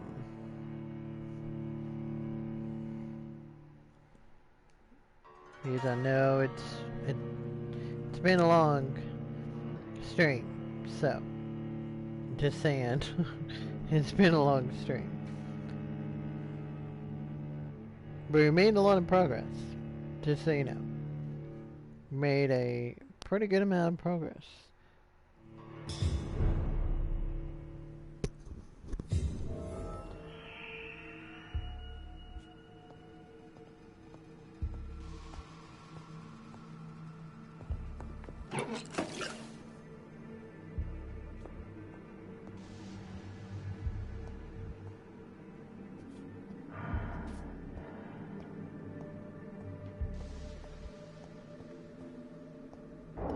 Hell?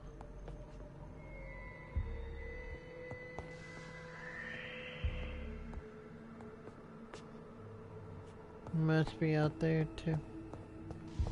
But I hear him. It's locked, all right.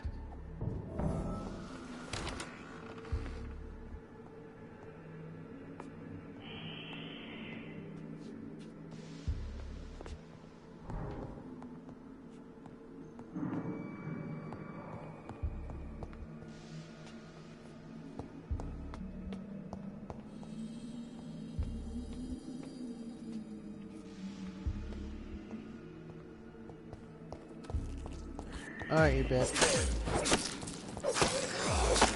You're done.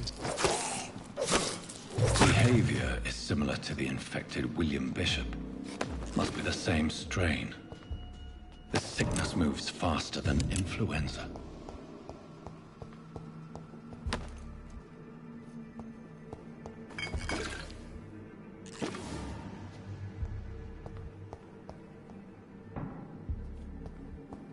I cannot enter.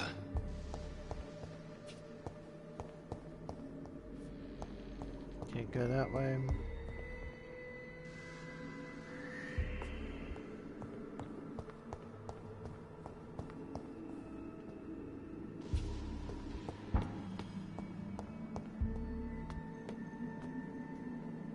Well, looks like there's another one. I forgot. It's square in order to do this.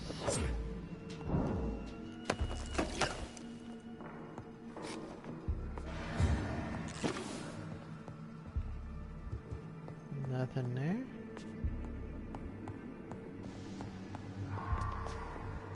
Can't go that way.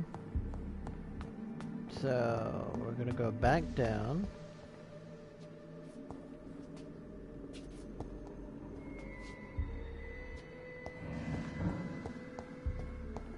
And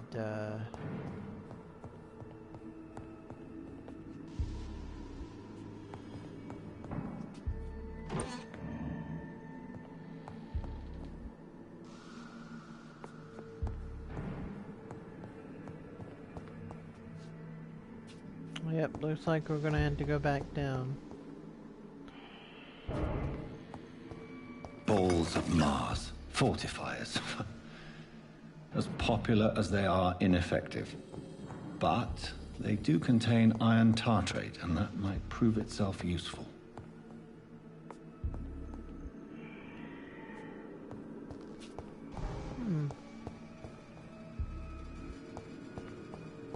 There's something here. But I guess not. Anything else around here? No? Alright, we're going back down.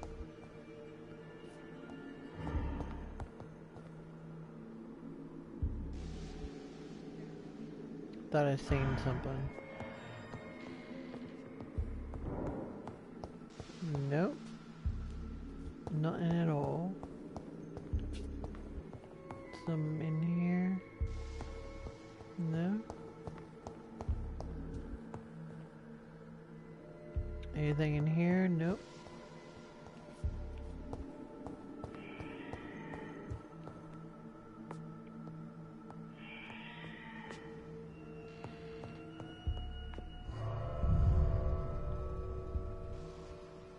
Oh, so that's in and out. Okay.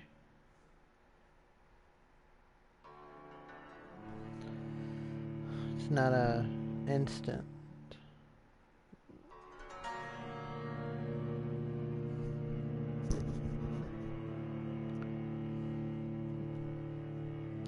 But we'll see. We'll see if we had to do that or not.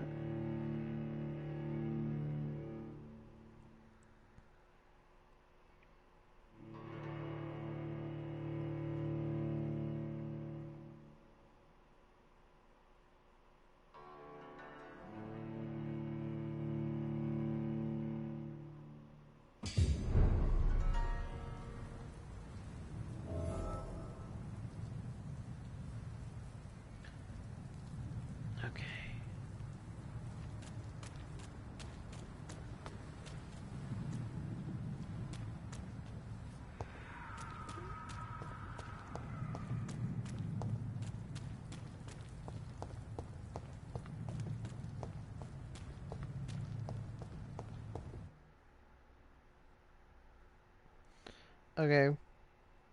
I don't know why not topping.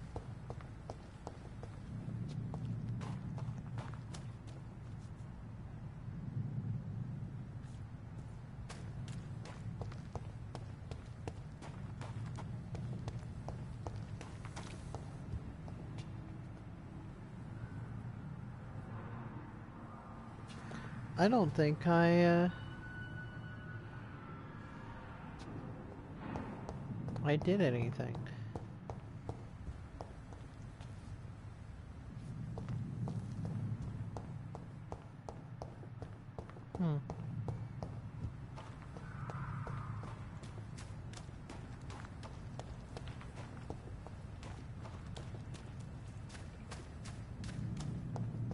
So, what I'm guessing is...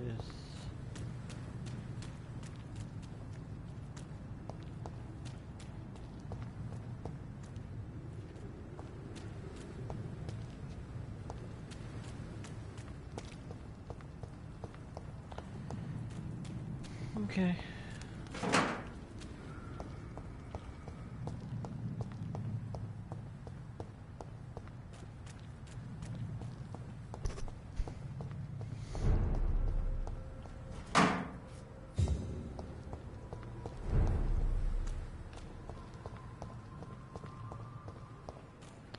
I don't know. It's locked, all right. I'm gonna go back up to my place.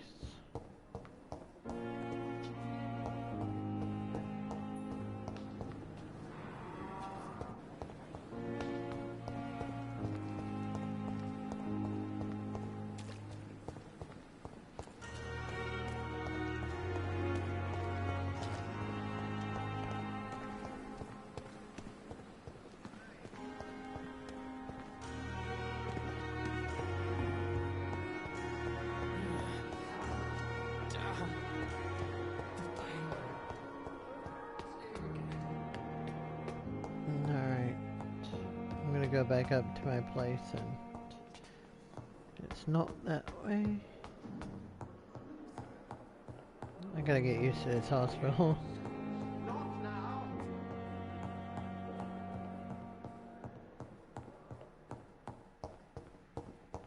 Alright.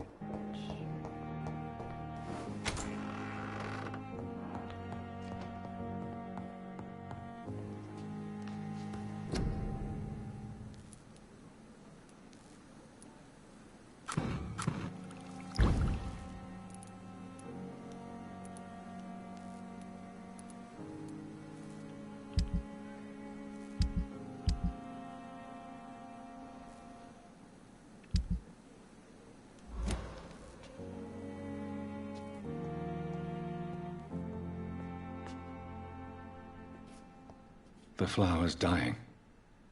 It needs water.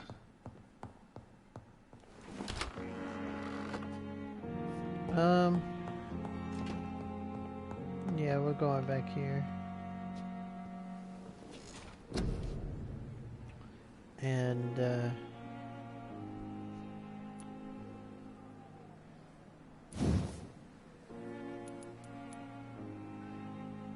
it's 500 XP and this is 500 XP,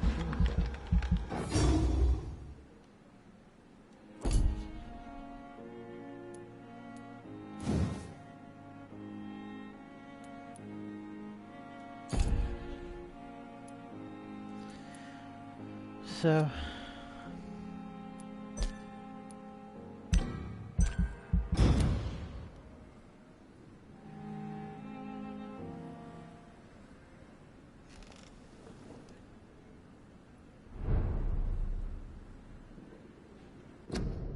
alright guys, we're going to end